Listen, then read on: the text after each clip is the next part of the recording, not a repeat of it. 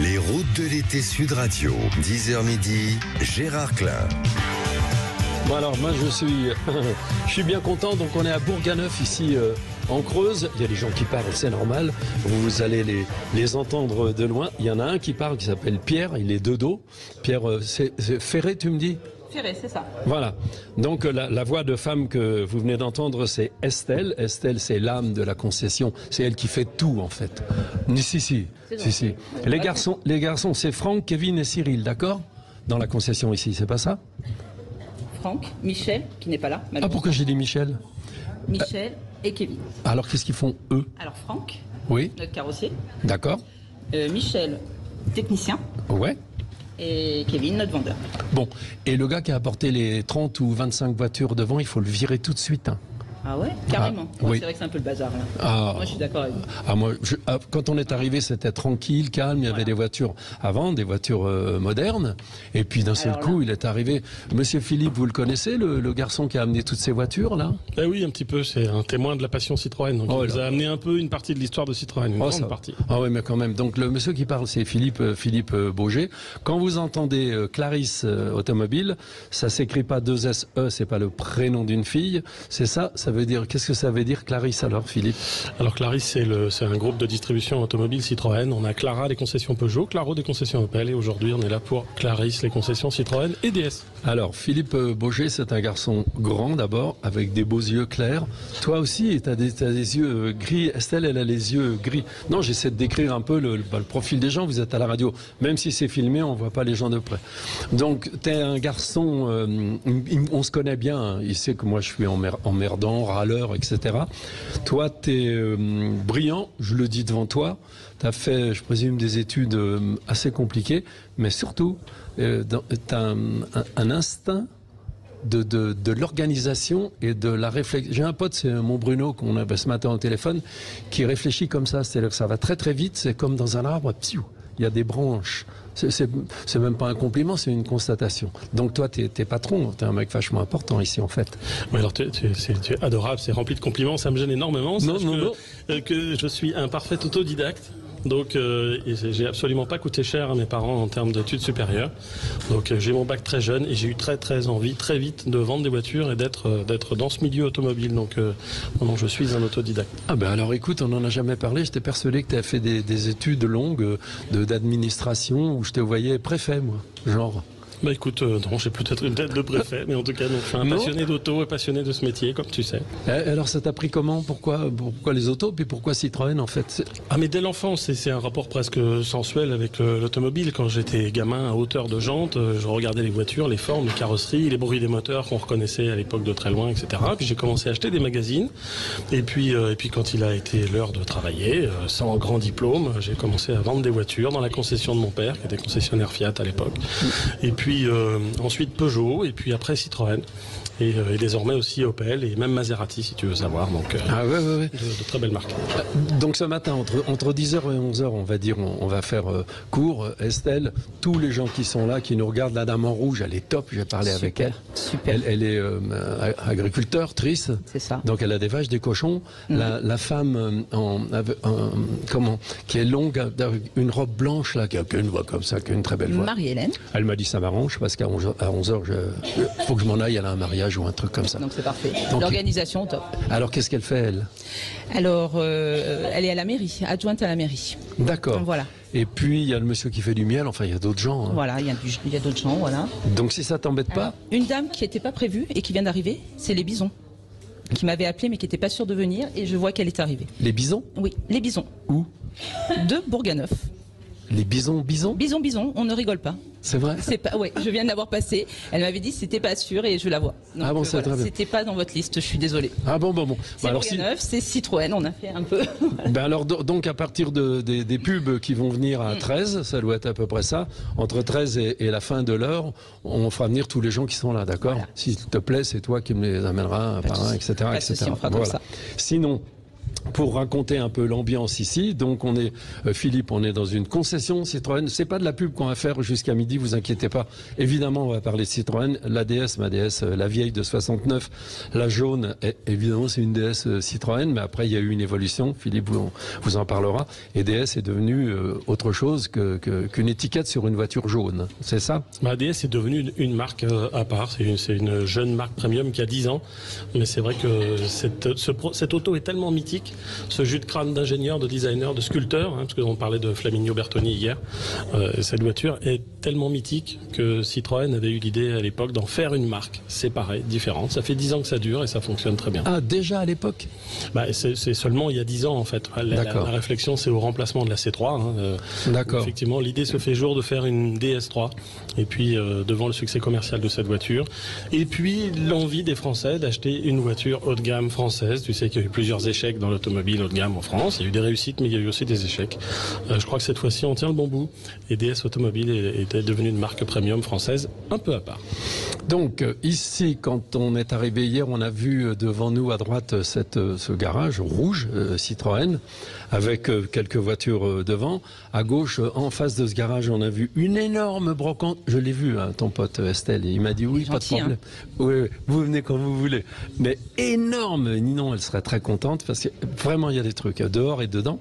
Et puis aujourd'hui, le décor a changé. La brocante est toujours là. Tout le monde, le bâtiment est toujours là. Mais alors, les voitures qu'il a apportées, le Pierre, c'est un malade. Tu le connais depuis combien de temps, toi, ce monsieur-là? Ça fait un moment parce que ça fait 23 ans que je suis dans la concession de Citroën, donc je le connais depuis un petit moment, ouais, quand même. Et alors, c'est qui?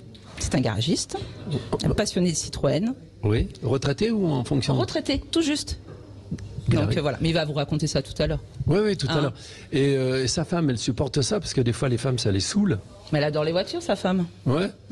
Et il en a combien? Je sais pas, il en a amené 15, il a 18? Peut-être 15. Hein. Alors, de toutes les voitures qu'il a apportées, il va venir. Pierre, venez une seconde. De toutes les voitures que vous avez apportées ce matin, moi, il y a un truc que je volerais très volontiers, mais vraiment très volontiers, passe le micro, c'est le tube Citroën. Le tube. Oui, ben, il marche. Oui, j'ai vu. Il y a un peu de carrosserie, mais il marche. Oui, ben, j'ai pas le temps de le faire parce que j'étais en activité, maintenant j'ai pris ma retraite, je ne vais pas m'en occuper. Et alors, combien de voitures vous avez apportées ce matin? Il y en aura 12, je crois, là. Mais une partie, parce que j'en ai d'autres. Mais comment on arrive à avoir autant de voitures en état? Ben, l'hiver, il faut faire de la mécanique, puis on en profite l'été. Tu le connais, Philippe, le jeune homme là qui est Non, on fait connaissance suite à cette visite, à cette émission-là, et je suis enchanté de le rencontrer parce que c'est un des gardiens du temple de la maison Citroën. Donc ouais. Et donc je suis monté dans l'attraction, qui est descendu du plateau. L'attraction sur un plateau. Si vous n'aimez pas les voitures, peut-être il va falloir, vous qui écoutez la radio, écoutez autre chose. Pas sûr. Ah, bon. Ça concerne tout le monde, l'automobile. Alors, vas-y. Se déplacer.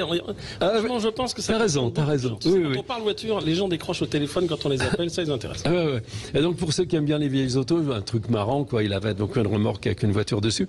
Et sur son camion plateau, il y avait une traction dans son jus, hein, vraiment bien. Ah oui, dans son jus. Et en montant dans la voiture, il dit, j'ai laissé la batterie, donc elle va être vide et tout. La batterie était vide, la voiture démarre pas. Évidemment, vous imaginez la suite, en marche arrière, il a démarré la voiture. Faut le faire quand même. Ah non, je trouve ça extra. Elle est bien. Quelle année la traction? Elle est 52 ou 53. Ah ouais, elle est en état. L'année dernière. Elle roule, hein? Oui, je l'ai acheté une mémé. Elle avait décidé d'arrêter de conduire. Et donc, je l'avais à l'entretien parce que j'étais garagiste, j'étais agent Citroën. Et quand elle a décidé d'arrêter de conduire, elle est venue me voir et puis voilà, je l'ai acheté.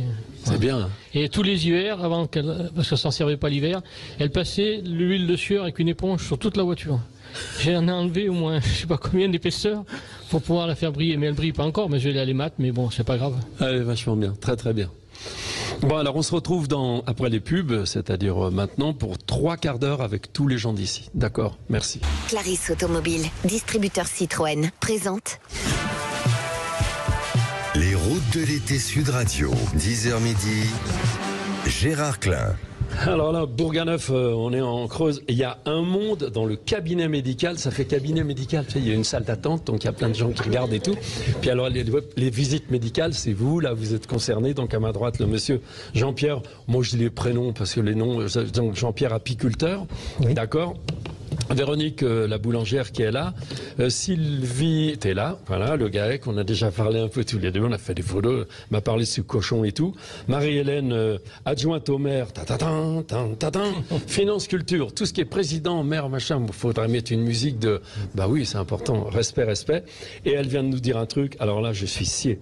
Pierre Ferret, ah non, Pierre, il est dehors avec les voitures. Donc, le micro, c'est pas difficile, même si ça vous inquiète un peu, c'est pas très très grave. Je vais commencer par vous, avec une femme longue, avec une robe blanche. Elle se marre, elle rigole, comme beaucoup de femmes, parce que vous êtes souvent plus rigolote que les garçons. Non, mais c'est vrai, c'est vrai. Et là, je lui dis, bah alors, la culture et tout. Mais vous faites quoi comme boulot? Et là, elle a rigolé, et elle m'a dit... Agrégée de maths. Elle est agrégée de maths, et ça se soigne pas du tout. Agrégée de maths. Et comment ça vous a pris, les maths? Parce que c'est de la poésie, en fait. Ah, ça m'a pris toute petite. Je suis tombée dedans, alors comme je m'y plaisais, j'y suis restée. C'est incroyable. Je connais une dame, Michel Dessau, qui est prof de maths aussi, qui était prof de maths, elle est à la retraite maintenant. Et elle trouve que c'est de la poésie, elle comprend pas que les gens n'aiment pas les maths. Ouais, voilà, c'est un peu mon cas. Mais comment est-ce qu'on peut aimer les maths à ce point-là, ou ne pas aimer les maths? Ah ben ça, c'est peut-être vous qui me dites pour ne pas aimer les maths. Vous n'avez pas l'air de les aimer. Si. Moi, j'aimais modérément, j'aimais pas plus que ça. Ça m'a jamais séduit. Et qu'est-ce qui vous séduit dans les maths? Le raisonnement. C'est-à-dire? La logique. Le cartésianisme. Ouais, non, je comprends très très bien, très très bien. Et du coup, c'est pour ça que vous vous êtes retrouvé à la mairie, non? Ah ben c'est pas pour les maths, non. Si je me suis retrouvé à la mairie, c'est parce que je suis né à Bourganeuf et que j'aime mon Bourganeuf. Ah, c'est gentil, c'est mignon. Non, mais peut-être que votre esprit, comme votre tête fonctionne dans la mairie, c'est utile, peut-être. Votre logique. J'en doute pas. Ah oui. Donc vous occupez quoi, de la culture? De la culture et des finances. Alors ça va pas trop ensemble, mais on fait avec. Ben si, moi aussi ça peut aller ensemble. La culture, il faut des sous pour faire de la culture. Oui, c'est bien justement. Et qu'est-ce que vous avez comme projet et comme réalisation à Bourganeuf? Qu'est-ce qui se passe? Alors, je vous parle du patrimoine, des réalités. Ce que vous voulez. Ah, du patrimoine. Alors là, je suis intarissable là, si je démarre sur le patrimoine. Hein. Alors, non, mais allez-y. Alors, on a des dates extraordinaires à Bourganeuf. Ça commence tôt, ça commence en 1484. Mais oui, nous sommes un lien entre l'Orient et l'Occident. On a reçu un sultan ici, le sultan Jem, le fils de Bajazet. On a construit, quand je dis on, c'est pas moi, hein. Non. Je fais pas mon âge. Ok, mais quand même.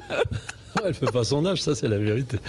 Et donc, il y a eu une prison, la grosse tour qui a été construite pour les bergers. Alors après, dans les dates, je vais pas monopoliser la conversation, dans les dates, on a du 1886, troisième ville à être entièrement électrifiée, ouais. Et 1889, première d'Europe à être entièrement électrifiée, en courant continu et à distance. Alors attention, là il faut tout dire, hein, parce que si on ne dit pas en courant continu, on n'est pas les premiers.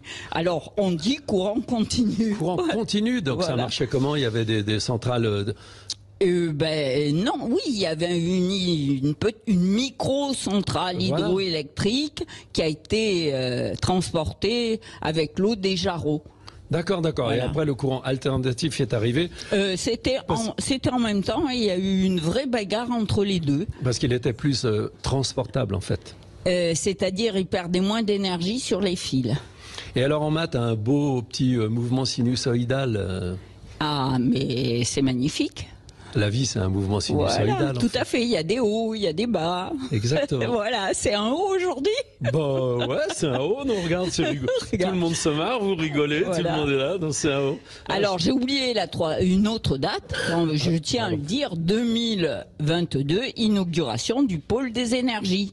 Parce que à la suite de ces dates 1886-1889, il y a eu un musée d'électrification.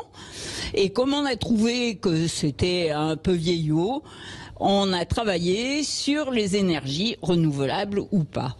Alors, est-ce que vous avez une petite référence à Tesla dans votre musée? Du tout. Oh, Oh, pourquoi? Parce que c'était un mec extraordinaire, enfin. Oh, mais il n'y a pas eu que lui. Hein. S'il fallait parler de tous les hommes extraordinaires, je préférerais parler des femmes extraordinaires parce qu'on ne les a pas beaucoup connues, oui, celles-là, malgré tout. Non, mais c'est pas sa faute, c'était un garçon. Le pauvre. Ben, voilà. Non, il était vachement bien, brillantissime. Oui, c'était un physicien. Ouais, c'est pour ça que je sais Elon pas Musk, si on a une référence. que notre ami Elon Musk a appelé ses voitures Tesla, évidemment, pour ça. Oh, ben bravo. Ouais. Oh, les maths où ça mène. Et voilà. Vous avez une belle voix, vous pourriez chanter même, j'en suis certain. Ah, ben je peux pousser la chansonnette. Laquelle Oh, je sais pas. Oh, merci. Et je veux bien que vous passiez, voilà, à votre voisine à gauche, avec laquelle j'ai un petit peu parlé ce matin. Et donc, vous êtes paysanne, en gros. Oui, c'est ça. C'est un beau terme, c'est un beau mot, je trouve, paysanne. Oui. On est habitants du pays, acteurs du pays. Et comment vous arrivez à avoir des poules, des cochons et des vaches?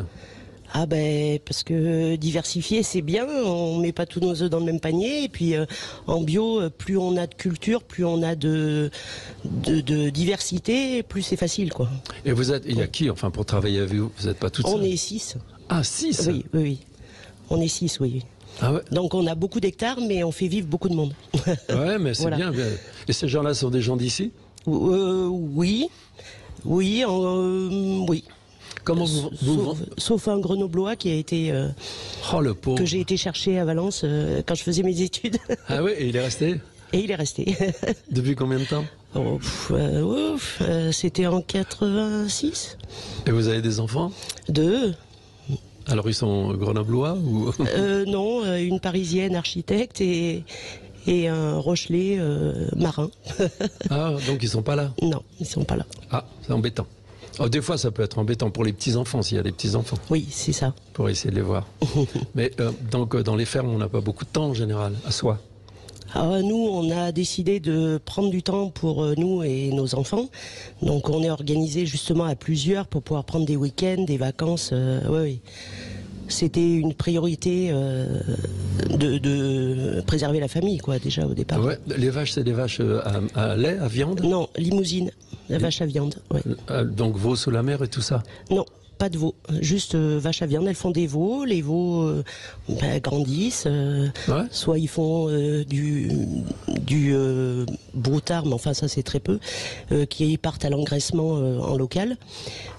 Soit les génisses, c'est pour la viande, et puis le renouvellement des mères, quoi. C'est de la génisse de quoi, 2 ans?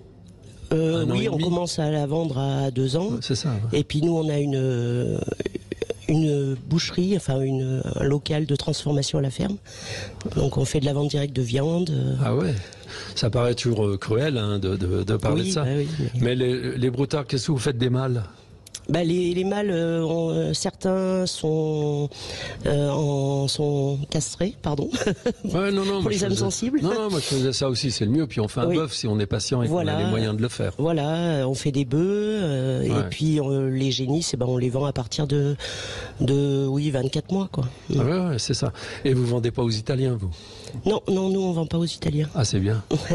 Ouais, c'est la solution. En bio, ça reste plus en local, oui. Oui, mais c'est mieux. Oui, c'est mieux. Oh, vachement mieux. Sinon, les Italiens, ils prennent tout, ils arrivent et ils ramènent les veaux. Enfin, les veaux qui étaient des veaux, ils ramènent des bêtes à manger après avec des picouzes un an après. Donc, voilà, c'est ça. Tout le monde le sait. C'est l'Europe, mais tout le monde le sait. et ça se fait toujours. Je trouve ça incroyable. À qui tu vends tes veaux? Aux Italiens. Mais pourquoi tu les vends aux Italiens? J'ai un copain dans le Cantal qui est pas du tout paysan, mais qui a une famille de paysans. Il essaie de faire engraisser dans le Cantal des broutards. Après le broutard, on peut engraisser. C'est bizarre quand même. Oui, nous, il y avait un projet sur le plateau d'atelier d'engraissement qui aurait pris tous les broutards des petits producteurs et qui aurait fait sur place. Et ça a été très contesté, donc je pense que ça a été abandonné. J'ai pas eu de nouvelles depuis. Ah, il y a la boulangère qui réagit. Pourquoi la boulangère réagit à propos des broutards? Non, dites-moi. Parce qu'on travaille au niveau local, on fait beaucoup de tournées et pour nous, les agriculteurs sont des éléments très très importants dans notre clientèle. Ah ouais, vous vendez le pain donc sur place avec une camionnette? Oui, complètement. Et alors, c'était bien cette idée d'engraissement? Pourquoi ça a été arrêté? Je pense que c'était un projet projet qui était vraiment énorme, et puisqu'il s'agissait d'un établissement qui devait accueillir, je crois, aux alentours de 1000 veaux. Et c'est ce qui a été peut-être ce qui a fait cette levée de bouclier. Oui, mais je trouve que ça aurait été quand même bien. Parce que de toute façon, quand on les envoie en Italie, c'est pas 1000, c'est 2000 ou 3000. Oui, voilà, c'est ça. Donc, les centres sont énormes aussi. Ici, on aurait pris, disons qu'au niveau écologique, ça aurait été quand même plus intéressant d'avoir un transport court et un engraissement sur place et une consommation sur place. Alors peut-être que 1000, ça paraît énorme pour la France, mais dans les pays limitrophes, c'est un petit établissement. Hein. Oui, c'est ça. Donc moi, je trouve que c'est un peu dommage. Mais bon, après... Et alors, qui était contre un syndicat agricole ou des choses comme ça? Non, c'est... Je sais pas. La prof de maths. Des riverains, des associations écologiques, mais... Je pense qu'ils n'ont pas tout pris en compte, mais bon, après, c'est... Ah ouais, c'est... Oui, ça a été... Au niveau de l'impact carbone, là, c'est... voilà, des traitements. Ouais, non, mais ça dépend de ce que mange l'animal. Après, il y a plusieurs façons de voir les choses. C'est ce que j'allais dire. Ça dépend de ce qu'ils mangent. Voilà. Enfin bon. Là, nous, on leur donne à manger ce qu'on produit, donc... Ouais, c'est bien. Hein. Ah non, c'est rassurant de voir qu'il y a des gens comme vous qui existent, quoi. Parce qu'apparemment, quand on écoute ou la télé, ou la radio, des fois, on a l'impression qu'il n'y en a pas, quoi. On parle très peu des gens qui font des choses positives et bien. Bon, c'est plus de travail, mais ça se fait quand même, quoi. Ah oui. Et la dame qui est à la droite de la boulangère, alors, qui hochait la tête et qui avait l'air de se dire oui. Bonjour. Bonjour. Alors moi, je suis Florence. J'élève des bisons à 6 km d'ici. Non. Si, de façon naturelle. Donc toute l'année en plein air, il n'y a pas de maïs sans silage, pas de croquettes, pas de céréales, pas de vaccins, pas d'antibiotiques, pas de bolus, pas d'implants, pas d'hormones, pas de couronne, pas de traitement contre la cirrhose, pas d'OGM et surtout pas les 40 substances illicites qu'on retrouve dans la bonne viande du CETA. Hein, vive l'Europe et les accords internationaux. Ah oui. Remarquez, il y a pire bientôt. Hein. Ce sera la viande clonée. Ils prennent déjà des cellules d'une vache. J'ai vu. Ils la multiplient en laboratoire. C'est magnifique, on dirait une espèce de cancer qui se développe. C'est affreux. Hein. Et imaginez, vous ratez la cuisson, il vous pousse une vache dans le bide. Ah ouais. Et pas parmi dans la liste que vous avez donnée là, il y a pas de bolus. Faut expliquer ce que c'est les bolus. Alors j'en ai une vague idée puisque bon, comme je m'en sers pas. Ah ouais. C'est ce qu'on balance dans oui, l'animal. Je crois que ça reste, c'est plus ou moins dans un ovule métallique et ça reste et ça se diffuse progressivement. Ouais, à l'intérieur. Ah, il y a des pubs. Ah bah allez-y les gars. Les routes de l'été Sud Radio, 10h midi, Gérard Klein. À Bourganeuf, on est en Creuse à Bourganeuf, je rigole parce qu'il y a une de trois, il y a 4 femmes, il y a un monsieur qui est à ma droite, il n'a pas encore eu le temps de parler, mais il fait bosser des abeilles, donc il parlera tout à l'heure. Oui. Et Madame Le Bison, vous parliez de chauve-souris, pourquoi à l'instant? Eh bien, parce que comme on élève nos bisons de façon naturelle, qu'il n'y a pas d'insecticide de quelque façon que ce soit, eh bien, on a beaucoup d'insectes, et du coup, on a énormément d'oiseaux et de chauves-souris.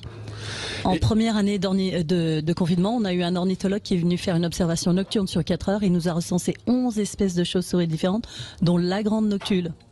Ah, c'est rare? C'est celle qui est la plus en voie de disparition en France. Et alors, elles habitent où? Elles vivent où? Alors, malheureusement pour elles vivent de l'autre côté du versant du monde Transé. Elles viennent que se restaurer chez nous. Et du coup, elles vont bientôt disparaître. Mais elles sont dans quoi? Dans des bâtiments, dans des toitures, dans des murs? Non, de l'autre côté, c'est sous Brebot, je pense. Donc je ne sais pas où elles habitent. Et alors les bisons, vous les faites, vous en avez combien déjà? Et quel volume? C'est du bison quoi? Français? Alors, on les appelle à tort et à raison bisons des plaines d'Amérique, mais leurs ancêtres peuplaient autrefois nos régions. Ils auraient soi-disant fait comme la migration des populations, ils seraient passés par le détroit de Bering et auraient colonisé l'Amérique du Nord. Donc on a simplement réintroduit les arrière petits-enfants au pays. Les grottes de Lascaux, en Dordogne, les peintures rupestres, ce sont leurs ancêtres. C'est pas celui qu'on appelle à tort et à raison bison d'Europe. En fait, c'est des pubs que vous aviez faites il y a longtemps pour vos bisons. Non, c'est qu'on fait des visites de parc, alors du coup, je connais par cœur le sujet. D'accord. Et alors, quel poids, quelle taille, quel volume? C'est très variable. Une femelle, c'est tout petit, c'est seulement 5 à 600 kilos hors gestation. Un mâle, vers la taille adulte, vers 10 ans, c'est 1 tonne 2. Et après, à l'état sauvage, ça peut même monter jusqu'à 1 tonne 7, soit plus de 3 fois le poids d'une femelle. Ça peut ressembler à un taureau d'Aubrac. Le taureau d'Aubrac, il est beau, il est brun à l'avant, on dirait un lion un peu. Et alors après... nous, il décolore avec le soleil parce que, comme les cheveux, plus c'est long et plus avec l'impact de la météo, ça décolore.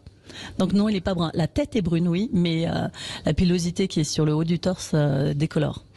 Vous avez fait du bison toute votre vie, non? On va dire que c'est le plus gros de ma carrière. Vous faisiez quoi avant? J'ai commencé un petit peu par les chevaux. Et on s'est diversifié avec le bison parce que justement les deux espèces sont complémentaires de plein de façons, puisqu'elles vivent ensemble en symbiose à l'état sauvage. Et du coup, voilà, c'est ce que je disais, on a contribué à développer la biodiversité avec ces deux activités. Ah oui, et chevaux, c'était chevaux de selle, de trait, de... J'ai tout fait. Du grand percheron, du frison, du selle français, du poney français de selle, du Shetland. Et alors, est-ce que vous auriez un préféré pour le voyage, par exemple? Un gris? Un préféré pour le voyage? Je veux dire, du barbe ou des trucs comme ça? J'avais une Appaloosa. Ah, pas mal. Sublissime. Une beauté, beaucoup de caractère, pas facile au débourrage, mais une fois qu'on a réussi à créer un lien, c'est fusionnel. C'est touchant, hein? Oui. C'est de l'affectif, le cheval, hein, comme le chien d'ailleurs. Ouais, c'est de l'émotion pure. Bon, le monsieur des abeilles, on va le laisser parler, hein, parce que les femmes parlaient beaucoup. Pardon, excusez-moi, hein, mais comme on s'est rencontrés simplement et on n'a rien fait, on s'est rencontrés tous les deux déjà.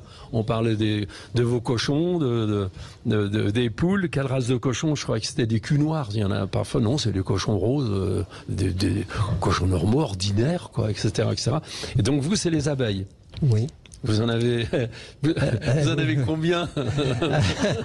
J'en ai 285. 285 ruches. Oh là ruches là, déclarées. non, 285 ruches. Oui, non, mais il y a plus que ça. Hein. Mais comment il y a 1000. Je travaille tout seul. Et je fais la gelée royale. En plus, la gelée royale me prend beaucoup de temps. Après, je passe sur les ruches. Beaucoup de temps parce que la famille royale, ils sont un peu chiants, non? C'est quoi? La gelée royale, vous la faites comment? C'est les abeilles qui font la gelée. Pardon, les filles. Les quatre se moquent de moi. La gelée royale est faite par les abeilles. Alors, c'est des abeilles qui ont entre 4, parce que l'abeille, si vous voulez, elle reste dans la ruche pendant 21 jours. Et après, alors elle les nourrisse. Et après, elle sort, elle s'en va dans la nature, elle est butineuse. Alors, elle va butiner les fleurs, elle ramène le nectar à la ruche. Et si vous voulez, son cycle est transformé un peu, elle amène du nectar et c'est assez prenant, quoi. Mais alors, le matin, une journée par exemple. Ah, oui. Merci Philippe. Merci. C'est Philippe Boger, donc le responsable un peu de cet ensemble, qui apporte les pots de miel du Limousin. Mais alors, une journée. Vous commencez à quelle heure et vous arrêtez une fois, deux fois? Vous faites quoi? Parce que 280 ruches, c'est pas possible. Oui, j'ai des ruchers de 24 ruches à peu près. Alors, je peux pas tout faire dans la journée. Ah non. Alors, quand on va ramasser le miel, par exemple, j'en fais la moitié, j'en fais 12 et je rentre à la maison. Et bon, parce qu'il y a des ruches qui ont deux hausses. La hausse, c'est la partie au-dessus du corps de ruche où on ramasse le miel. On leur laisse le corps de ruche pour l'hiver, ça fait à peu près 40 kilos, hein, et puis on ramasse la hausse qui fait 15 à 20 kilos qu'on ramène à la maison et qu'on extrait dans la miellerie. Avec une centrifugeuse. Un centrifugeuse, oui, c'est ça. Et vous voulez pas un beau C15? Il y en a un là. Oui, j'ai vu, oui, ça me ferait très plaisir. Faudra que j'en parle avec le représentant Citroën s'il veut me faire un prix, parce que c'est le coût qui m'empêche un peu d'avoir ce... Alors, ça va être dur parce que le C15, il a des plaques noires, des plaques de collection. Oui. Ça veut dire que le propriétaire, il sait que il va le garder. Il va le garder, oui. Sinon, c'est sûr. Il est là, il est jeune, le propriétaire, il est là. Sinon, j'ai un tube Citroën. On peut faire une affaire. Oui, pourquoi pas, on peut en parler après, oui. Alors, il y a un peu de carrosserie à faire. Il est là, il rigole, le propriétaire. Donc, j'ai un peu de carrosserie à faire, mais j'avais un carrossier tout à l'heure sous la main. Je pense qu'on peut le faire. De toute façon, on va maquiller ça, on va mettre un coup de gris et tout. D'accord. Vous en avez eu un tube Citroën déjà? Oui, je suis venu le C25 là, qui est en face rouge. Là. Ah Ah, c'est à vous? C'est à moi. Il est en collection aussi. Il a plus de 30 ans. Il est rose en fait. Oui, rose, oui, rose. Donc c'est un camping-car, vous habitez dedans? Non, j'habite pas dedans. C'est ma femme qui voudrait pas sûrement. Hein. Je vous ai vu arriver avec. Ah non, mais top. Oh là là, et 284 ruches. Et est-ce que vous consommez du miel, les dames qui sont là? Parce que tout le monde ne consomme pas. Moi, je préfère ça au sucre. Oui. C'est un sucre naturel il y a du sucre un peu dans le miel, mais c'est naturel. Ça se dissout doucement et c'est pas comme du sucre cristallisé blanc ou n'importe. Hein. Ouais. Ça, c'est un sucre qui est assimilable très lentement par l'organisme et qui reste dans l'organisme. Et vous parliez des... Ah, attention, agrégée de maths, elle veut dire quelque chose? Non, vous demandiez si on consommait du miel. Vous consommez? Non. Non, parce que j'aime pas trop le sucré. Et toi? Et vous, pardon? Je ne consomme que du miel en sucré. Jamais de sucre. C'est agriculteur, triste. D'accord. Et vous, les bisons? Miel? Eh bien, moi, pareil, je consomme du miel, c'est normal, c'est logique. C'est pas transformé, c'est pas traité. Non, c'est du naturel. Et Madame la boulangère? Madame la boulangère apprécie fortement le miel dans le pain d'épices. Bien sûr. Voilà. C'est excellent. Oui, c'est vrai. Tout à l'heure, entre les bisons, les animaux, les cochons et tout ça, c'est vrai qu'il y a un rapport qui se crée d'intimité, un échange d'énergie, on ne sait pas laquelle. Avec les abeilles, ça se passe comment? Parce qu'il y a un échange. Oui, il y a un échange entre l'apiculteur et l'abeille. Alors, ce qu'on fait, nous, je suis professionnel, hein, quand on arrive sur une ruche, c'est comme quand vous arrivez près d'un animal. On commence à lui parler de loin, on approche et on va le caresser. Et là, les abeilles, c'est pareil. Il faut pas arriver d'un seul coup. Là, vous allez vous faire piquer automatiquement. Alors, on arrive, on donne un petit coup de fumée avec l'enfumoir en bas. Tac, elles se disent, oh, il va se passer quelque chose. Ça les prévient et elles sortent pas pour piquer. En principe, hein. Quoi qu'il y a des abeilles. Mais bon, on essaye de mettre une espèce d'abeille. Si vous voulez, ça vient, l'agressivité vient de la reine. C'est la reine qui donne l'agressivité à toutes les abeilles. C'est elle qui commande, hein, la reine. Hein, vous savez, elle a bien ce nom de reine, c'est elle qui commande la ruche. Et elle donne cette agressivité, alors on change la reine. Et des fois, il faut changer 2-3 fois la reine. Une fois, ça suffit pas. Alors on change les reines, hein, on fait un élevage, je fais un élevage de reines. Et déjà en gelée royale, pour avoir de la gelée royale, il faut des reines jeunes. Si vous avez des reines qui ont 1 an, par exemple, parce qu'il faut savoir que la reine, elle vit 5 ans. Elle a 5 couleurs. Alors, c'est pas dans cet ordre, mais c'est bleu, blanc, rouge, jaune et vert. 5 couleurs? 5 couleurs. Alors, comme cette année, c'est rouge. C'est rouge. Mais comment ça? Et c'est universel. Hein. En Amérique, à Tokyo, n'importe où, c'est la même couleur. C'est rouge.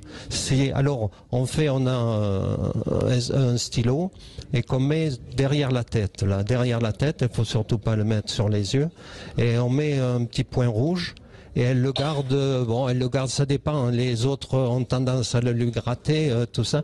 Mais je savais pas du tout. Voilà, elle vit 5 ans. Mais il faut savoir qu'elle est productive pendant 1 an ou 2. Et puis maintenant, on leur demande de plus en plus de choses. Alors elles font rarement 5 ans. On les remplace au bout de la première ou deuxième année. Mais comment on fait pour les remplacer? On en achète, on en trouve? Soit on en achète. Moi, je fais un élevage. Un élevage de rennes. Alors c'est des cupules. On greffe. Alors il y a 13-14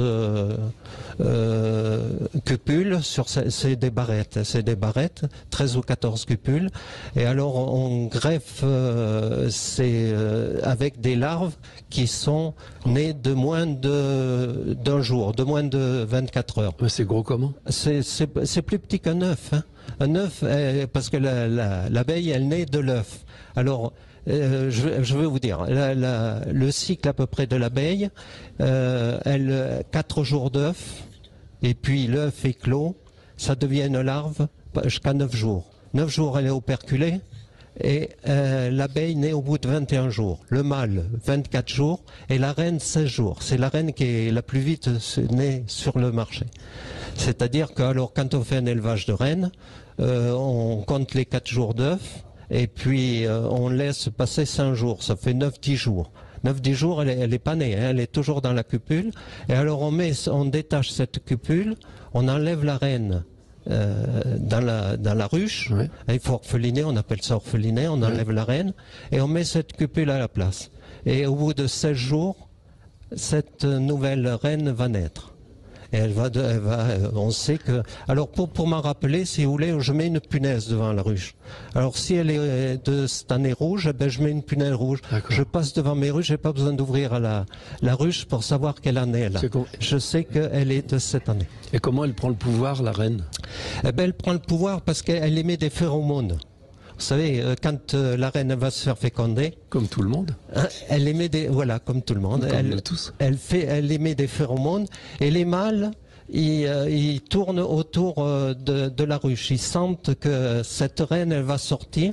Et alors, ils sortent à plusieurs milliers, hein, les mâles. Les mâles, ils sortent et ils vont féconder. La reine se fait toujours féconder à l'extérieur.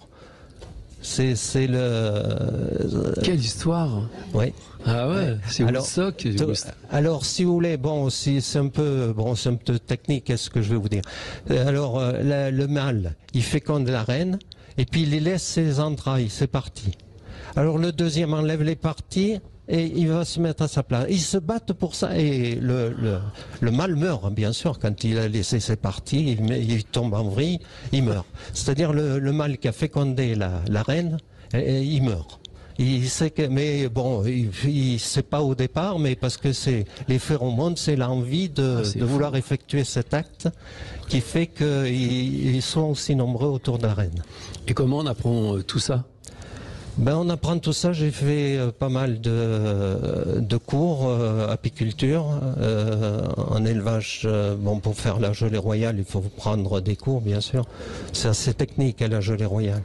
Et alors, bon, ce qu'il y a, c'est que moi, je le dis là, j'ai autant de ruches en Creuse qu'en Haute-Vienne.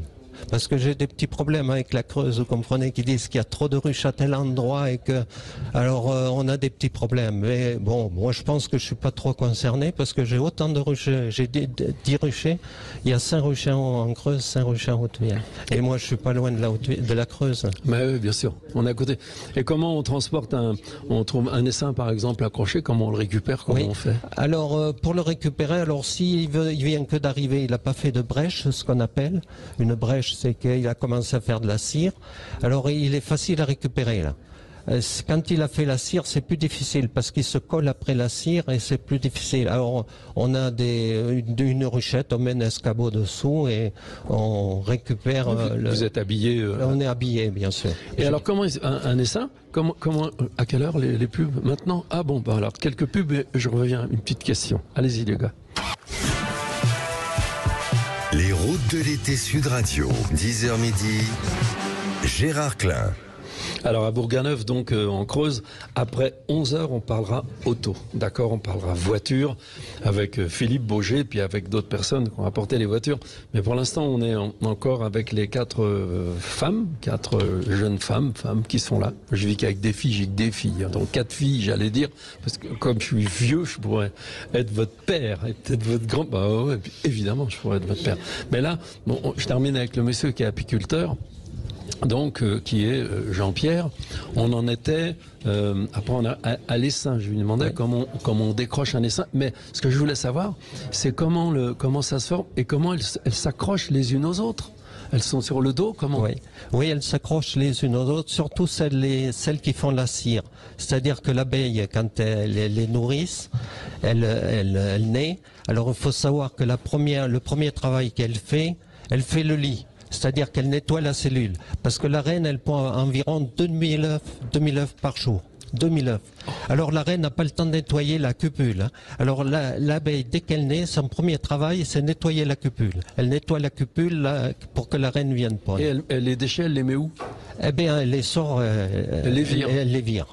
S'il y a un déchet qui est trop gros, elle sort de la ruche et elle va à plusieurs mètres remettre cette partie qui gêne dans la ruche. Ah, c'est fou. Et comment elles boivent? Eh ben, elles boivent, s'il y a des ouvrières, là, des abeilles qui ont plus de 20 jours, qui sortent et qui vont chercher de l'eau. est dans l'estomac et qui le ramène à la ruche. Et elle le donne à celles qui ne sont pas sorties depuis 20 jours. Puisque les nourrices restent 20 jours à la ruche, et après c'est des ouvrières qui vont chercher le nectar, la propolis, ainsi de suite, qui sortent de la ruche. Ah ben merci. Ah, j'ai appris des trucs. Merci Jean-Pierre. On fait le tour avec les dames maintenant. Alors en commençant par Madame la boulangère pour conclure, parce qu'il est moins 10, il est 11h moins 10, il nous reste un petit peu moins de 10 minutes. Et sur vos tournées, ce que vous faites, est-ce que c'est fatigant? Évidemment, faire le pain puis le livrer après, c'est du boulot. C'est un métier passion. Il faut le faire parce qu'on aime ça. Sinon, c'est compliqué. Parce que d'un point de vue implication par rapport au temps, c'est mettre entre parenthèses sa vie privée un peu, parce que les jours de fête, on est au travail, les jours fériés aussi. Et puis comme on fait les tournées, il faut sortir par tous les temps, puisque les gens nous attendent à la campagne. Donc il y a beaucoup de personnes âgées qui ne se déplacent plus. Donc il faut y aller. Donc vous avez un camion qui s'ouvre ? Non, malheureusement, Citroën n'a plus de camion qui s'ouvre comme le tube, voilà. Mais nous avons 2 camions Citroën qui s'ouvrent avec une porte latérale, qui nous arrive de perdre parfois. Parce qu'à force de la solliciter, elle tombe, enfin elle se décroche, donc on appelle Citroën et Franck se fait un plaisir de venir nous la raccrocher. Eh ben Franck, il pourrait pas bricoler une porte qui s'ouvre? Je lui en ai déjà parlé, mais Franck est débordé. Ah alors Philippe Beaujeu, on va lui dire. Ah bah merci beaucoup. Bison, vous les mangez, pardon, vous les bisons? Oui, ça m'arrive de goûter pour m'assurer que la qualité est toujours irréprochable. Vachement bon. Oui, c'est clair, c'est sain. Ah ouais, c'est bon. Aux États-Unis, je connais un bonhomme, il s'appelle Dan O'Brien. O'Brien, c'est un écrivain en fait. Oui. Puis je lui avais écrit il y a longtemps pour faire un film, et puis finalement je suis allé tourner chez lui avec lui. Donc j'habitais dans son bureau. On était avec deux jeunes gars et tout. On a vraiment rigolé. Lui, je crois qu'il a 4 ou 5 000 hectares, mais en location. Oui, quoi. Ce serait mon rêve d'ailleurs, parce que comme ça au moins je pourrais préserver l'environnement local. Ah, mais alors vous devriez aller le voir. Il est extra. Sa femme Gilles, elle est top. Et ils ont un truc sur internet, ça s'appelle Wild ID, comme une idée wild. Quand on a tourné, c'était il y a 10 ans à peu près, et maintenant ils vendent vraiment de la viande congelée et tout, puis les 2 sont exceptionnels. Maintenant, ils ont un chef de culture, enfin bon, peu importe, qui est un jeune mec, qui a une tronche d'enfer, à cheval et tout. Allez voir le site, c'est trop bien. Et donc pour tuer les bisons, pour ne pas les faire souffrir, etc., ils ont une semi-remorque boucherie, mettons, pour découper. C'est un local, un indien, enfin un natif, qui tue le bison. Avec Dan, ils choisissent le bison dans le troupeau. Ils ont une carabine à lunettes. Tuent le bison, personne ne bouge. Ça ne fait aucune différence avec nous. Personne ne comprend, voilà. Et après, ils le découpent, le natif fait la cérémonie. Non, c'est top, c'est pas... Bien, nous aussi, on les abat sur parc. Vachement bien. Je me suis battue justement il y a 20 ans de ça pour éviter justement les carnages en abattoir, parce que c'était vraiment atroce. Et je suis allée au ministère de l'Agriculture à Paris pour justement me battre pour le droit à l'abattage sur parc. Donc mes animaux sont pareils, ils ont zéro stress et zéro souffrance avant de décéder. Oh là, si j'avais des sous, je vous emmènerais voir Dan O'Brien. Ah non, puis il est tellement... Ne faites pas rêver. Non, puis il est sincère. Lui soutient que les élevages de vaches aux États-Unis, ça bouffe tout, ça détruit tout, évidemment, l'herbe, la prairie et tout, alors que le bison régénère la prairie. Disons que grâce au bison, on peut redévelopper la biodiversité, c'est ce que je disais. Et c'est ce que j'essaye de me battre à l'heure actuelle pour préserver juste à côté le monde français. Il va être entièrement scalpé pour y mettre des éoliennes industrielles, alors que c'est le parcours des oiseaux migratoires et des chauves-souris. Mais c'est pire encore. Ils ont l'intention de mettre une éolienne dans le périmètre proche du captage d'eau de source qui sert à alimenter en eau potable le village d'à côté. Donc la moindre goutte d'huile industrielle qui tombe dans la nappe phréatique, ce sera la fin de l'eau potable. Vive les ressources naturelles. On a bien fait de venir. Oui. Ouais. Et vous et toi alors? Après Florence, c'est compliqué. Ah ouais, elle a une sacrée patate. Non, puis c'est très clair, tellement clair dans votre tête, quoi. Et bien sûr, vous avez raison, évidemment. Mais que faire? Bon, nous, on a... En profitez-vous, piégez. Non, pas du tout. Alors, moi, pas du tout, là. D'ailleurs, je serais ravie de rencontrer André Berkoff aussi pour en parler avec lui. Il est top. Ah, je l'adore. Ah ouais. Je le vénère, j'ai un culte pour lui. Il est top. Il a un franc-parler. Comme bonhomme, comme ça. Ah mais clairement, je il est l'adore. top. Si vous m'organisez un rendez-vous, je fais le voyage. Aucun problème. Ma ferme. On se débrouille avec Patrick Roger, qui est le patron. Ah, Patrick, t'as entendu? Ah ouais, évidemment. Je l'adore. Évidemment. Merci beaucoup. Je vous en prie. Merci. Et alors, quand est-ce qu'on mange chez toi? Je ne sais pas, comme vous voulez. Si, parce que ça a l'air tentant quand même. Elle élève des animaux Après, nous, de la belle manière. On n'a pas de bisons, on a des vaches, des cochons, des volailles. On fait des céréales, mais bon, sans traitement, sans rien. C'est bien. On a beaucoup de variétés de céréales pour pouvoir faire une rotation très longue, c'est-à-dire on va pas faire deux céréales identiques 2 fois sur la même parcelle, ce qui permet de pas avoir de pression d'insectes, de maladies. Et donc en fait on fait des rendements en colza avec zéro intervention. On fait aussi bien qu'en conventionnel avec 15 ou 20 traitements, quoi. Ah non, mais nous on a fait quasiment 32 quintaux à l'hectare, ce qui est énorme en colza. Ah ouais. Et en bio, voilà, et ça pousse très très bien. Après, le bio c'est très technique parce qu'on n'a pas droit à l'erreur. Il faut faire tout en amont, prévoir les choses, observer et faire les choses en fonction de ce que la nature nous donne. Et pas forcer les choses, quoi. Oui, c'est plus compliqué en fait. C'est plus technique. Exactement. C'est plus technique, mais c'est plus intéressant. Ouais. Voilà. Ah, merci. Merci. On va revenir vers la culture et la finance et les maths. Et Pythagore, vous l'avez connu? C'est-à-dire, il n'était pas de mon époque. Ah bon? Finalement. Alors? Oh, ça nous a bien saoulés quand même à l'école, les maths, des fois. C'est pas méchant, ce que je dis.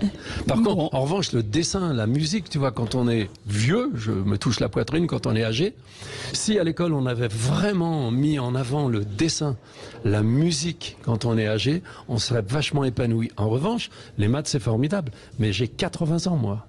Pythagore, je m'en fous, quoi, mais vraiment. Oui, mais moi aussi, hein. Ah ouais, non, mais tu vois, non, mais je saurais jouer du piano, je serais vachement content. Et c'est vrai qu'à l'école, même au lycée, des fois, le prof de dessin, tu vois, de musique, c'est un peu accessoire. Erreur, grosse erreur. Comment il s'appelle le nouveau ministre, le petit vachement bien là?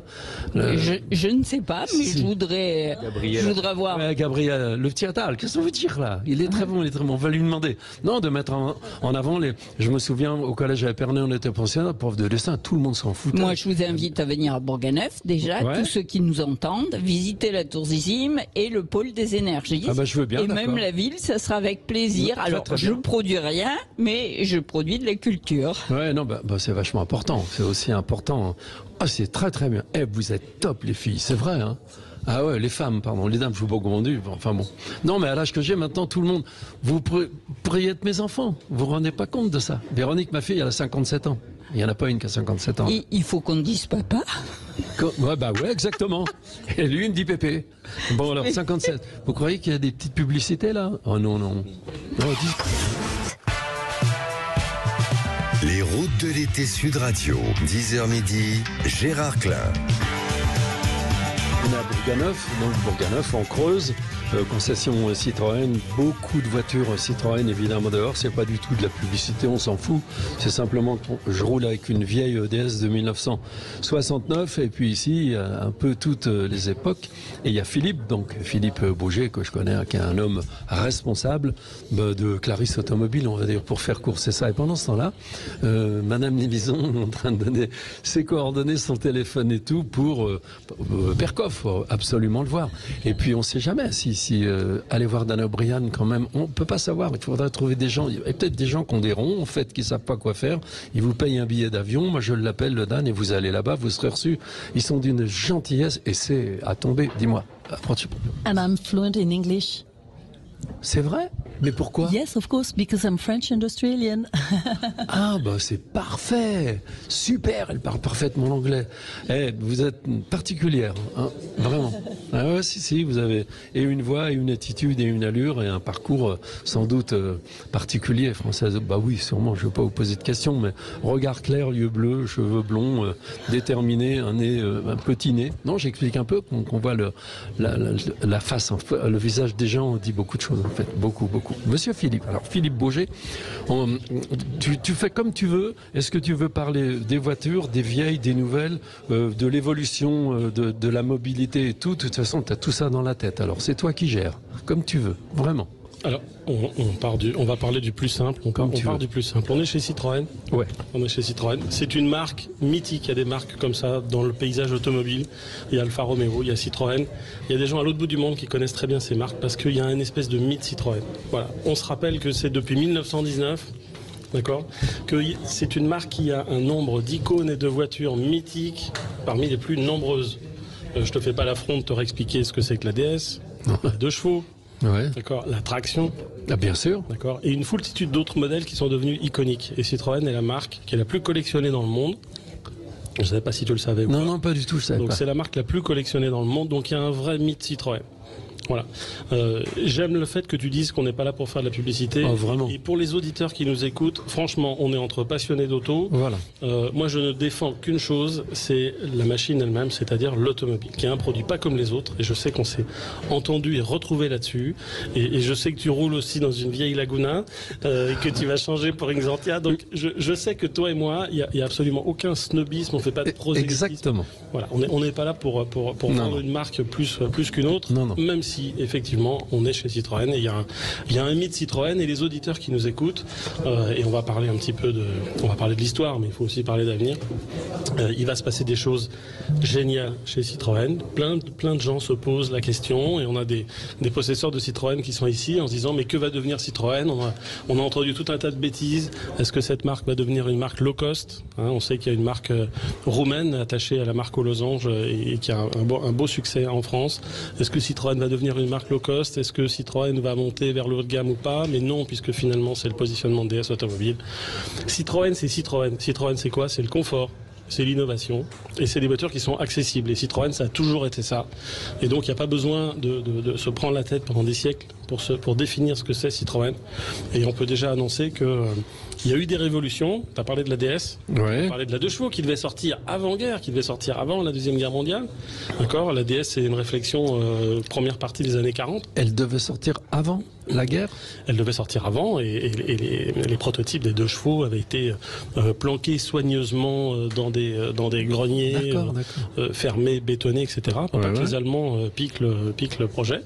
Donc ça, je savais pas que tu le savais, je savais que tu l'ignorais. Donc je suis content. J'en ai vu. Je suis content de te l'apprendre. Ils avaient un seul phare avec c'était en tôle ondulée. Je pense que c'était pas idiot d'attendre 1948 et de l'améliorer un peu parce que je pense qu'elle était un peu basique. Mais quelle bonne idée. Elle était un peu basique. Donc il va se passer des choses extraordinaires chez Citroën et sur fond de changement dans l'automobile et dans la mobilité. J'ai adoré quand on a regardé Bourganeuf. Alors on l'a vu tout à l'heure, les auditeurs, on les invite à aller regarder sur internet, mais tu as vu le blason de la ville de Bourganeuf? Oh, c'est drôle. Il s'agit de 3 chevrons. 3 chevrons d'argent. Donc on a révisé un peu nos fiches avant de faire l'émission. Ah ouais, non, c'est drôle. Et on s'est quand même marré de découvrir que les armes de Bourganeuf, c'est 3 chevrons d'argent. Donc c'est quand même assez extraordinaire parce qu'ici on peut parler de Citroën. Il n'y a pas de hasard. Et on peut parler d'électromobilité puisque on a parlé tout à l'heure de nouvelles énergies. Alors voilà, de l'avenir en fait. Exactement. Et il y avait un musée de l'électrification qui maintenant s'appelle autrement et je reviens pas sur ce qui a été dit tout à l'heure. Mais l'électrification, c'est ce qui est en train de se passer dans l'automobile. Les auditeurs savent pas forcément que ce ne sont pas les constructeurs automobiles qui ont décidé de faire des voitures électriques. Pour la première fois dans l'histoire de l'automobile depuis qu'elle existe, depuis 1886, c'est le législateur européen qui a décidé, c'est une personne, une femme, et si on cherche sur internet on trouve, c'est une femme qui a décidé que en 2035 on n'aurait plus de moteur thermique, qui précipite toute une industrie, et les clients, et les citoyens, et les gens qui sont là, qui nous écoutent, qui sont en face de moi, ont précipité l'industrie automobile dans une électrification forcée. Donc c'est un vrai sujet. Ah oui, c'est un vrai sujet. Il y a l'hydrogène aussi qui pourrait faire quelque chose. L'hydrogène est une des solutions. Ouais. L'hydrogène, ça coûte très cher. Il faut le produire. Pour l'instant. Produire de l'hydrogène vert, parce que si on fait de l'hydrogène gris, si on fait de la saleté pour faire de la propreté, ça s'appelle du greenwashing. Et c'est vraiment sale ? Oui, il y a plein de façons de produire de l'énergie, je ne t'apprends rien, et si on le fait pas bien, c'est pas la peine de faire du vertueux en aval si c'est pour faire du saleté en amont. Ouais. Donc l'hydrogène sera une des solutions, ça va passer par les poids lourds, ça arrivera sur certains utilitaires, hein. On en a chez Citroën d'ailleurs, on a un Jumpy qui fonctionne à l'hydrogène, c'est le début et ça fonctionne. Maintenant c'est pas la solution miracle, et les auditeurs qui nous écoutent, il faut pas attendre la voiture à l'hydrogène avec l'hydrogène au robinet à la maison, parce que ça c'est pas du tout pour tout de suite. Non, c'est comme le cubi dans le frigidaire, quoi. C'est quand même un progrès, c'est-à-dire qu'en été, le cubi de rosé dans le frigidaire, non, je rigole, mais je parle de ça. Il faudra arriver à une facilité de production d'hydrogène, c'est vrai, mais moi ça me paraissait plus propre l'hydrogène même que l'électrique en fait, dans la mesure où c'est ça. Pour faire une petite pause, non, pas une pause de publicité, je vais demander à Pierre de venir s'asseoir quand même, qui nous écoute loin, parce que de temps en temps il pourra intervenir sur l'avenir de sa voiture. Il en a une qui a 100 ans par exemple. Pierre, c'est le monsieur dont je parlais tout à l'heure qui a apporté 18, combien t'en as apporté? 20? 12 voitures. Donc Pierre, tu étais agent Citroën, enfin agent non, concessionnaire? Non, j'étais agent simplement. Tu étais agent simplement. Ta femme, elle est derrière, elle est bienveillante, elle est souriante, elle est sympa. Visiblement, ça ne l'embête pas trop, tes histoires. Non. Mais quand on fait des sorties, elle sort avec moi. Hein. Ah oui, enfin, c'est bien ça. Ah non, c'est bien.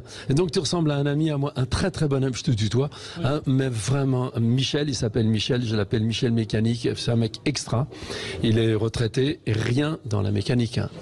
Rien ne l'effraie, mais rien.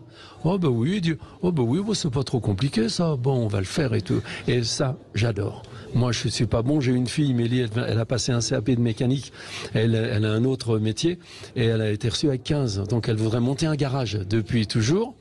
Et Ninon, elle est moins mécanique parce que voilà, elle est plus branchée dans l'avenir de la planète. C'est-à-dire tout ce qu'elle fait, c'est vraiment respectueux, c'est bio, etc.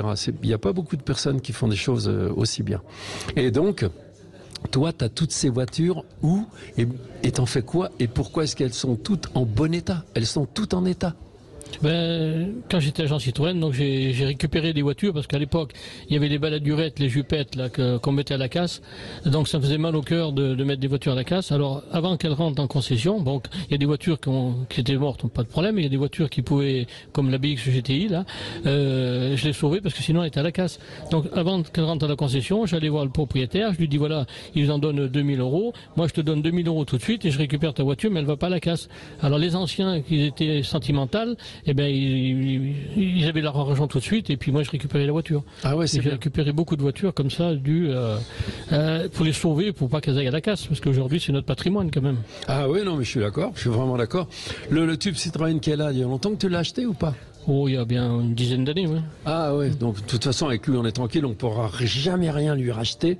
Sa femme elle rigole, il vendra rien. Bah non. Mais alors tout ça c'est logé où? Faut des hangars quand même. Ah ben j'ai fait construire 2 garages, oui. C'est vrai. Oui. Donc Philippe et toi vous connaissez? Oui. Vous connaissez avant aujourd'hui? Non, on s'est connus hier au soir quand j'ai amené des voitures. Donc il a un boulot vachement important quand même. Oui, mais moi j'ai pris ma retraite il y a 3 semaines déjà. Et alors qu'est-ce qui fonctionne? Il y a très bien dans ton travail. Et qu'est-ce qui était plus compliqué? Le rapport avec les clients, est-ce que les gens venaient facilement acheter une voiture? Est-ce que c'était... Ah bah oui, moi j'ai jamais fait de publicité, hein. Les gens venaient au garage parce que j'avais Citroën, ils se sont même pas aperçus quand j'ai déposé le panneau que je suis passé au répart, personne ne s'est aperçu. Moi je fais pas de publicité. De la publicité, tu veux que je te dise un truc? Nous on en fait tout de suite. Les routes de l'été Sud Radio, 10h midi, Gérard Klein. À Bourganeuf, en Creuse, à concession Citroën, magnifique, plein de monde dans le cabinet médical, vous entendez parler dans la salle d'attente, derrière, il y a des produits, des trucs à manger, c'est top. C'est Philippe qui a eu l'idée, Philippe Bourget, donc qui est devant moi, Clarisse Automobile, de cette réunion. Jean-Pierre, t'allais dire quelque chose Pierre, t'allais dire quelque chose sur les voitures anciennes, non? Je vois que tu prends le micro. Non, j'étais passionné par les véhicules anciens parce que dans mes anciens collègues qui étaient agents Citroën, ils m'ont beaucoup aidé et beaucoup beaucoup donné de matériel. Et quand j'avais besoin de renseignements, au début j'étais jeune, et j'allais voir les anciens, et ils étaient toujours d'accord pour me donner un renseignement. Ah oui, c'est bien. Alors, est-ce que tu crois que tu vas les électrifier, tes voitures, pour qu'elles continuent à rouler dans 20 ans ou 30 ans? Ah non. Non, il n'est pas question de ça, je ne veux pas en écouter parler, moi. J'ai fait de l'école de mécanique, c'est des moteurs, c'est pas de l'électricité. Ben oui, mais alors, Philippe, qu'est-ce que ça peut devenir, toutes ces voitures qui roulent à l'essence? Elles fonctionnent pour la plupart. On va les jeter? J'ai été interpellé, Gérard, tout à l'heure quand j'ai vu Pierre qui sortait ce qu'on appelle aujourd'hui un taco, donc une Citroën vraiment très ancienne, pour le coup, elle c'est une vraie avant-guerre. 100 ans. Et je me posais la question en se disant, mais finalement, la BX GTI dans 50 ans, est-ce que finalement les enfants de nos enfants diront pas c'est un taco, c'est une vieille casserole, il faut la laisser au musée? Donc il n'y a pas de nostalgie à avoir, la passion c'est une bonne chose, la collection c'est une très bonne chose, simplement il faut se dire que les époques se succèdent, le tout c'est que ça se fasse progressivement. Donc on a parlé tout à l'heure de transition énergétique. La transition énergétique, c'est garder la voiture qu'on a aujourd'hui, c'est aussi un acte écologique parce que quelque part on l'a fait durer, on n'en achète pas une autre. Il y a des clients qui ont besoin d'une nouvelle voiture, d'accord, parce qu'ils roulent beaucoup, parce qu'ils travaillent avec. Donc pour ces gens-là, il y a des voitures qui sont en train de disparaître. L'essence est en train de disparaître. Le pur moteur essence, il est en train de disparaître au profit de l'hybride. Il y a l'hybride et l'hybride rechargeable.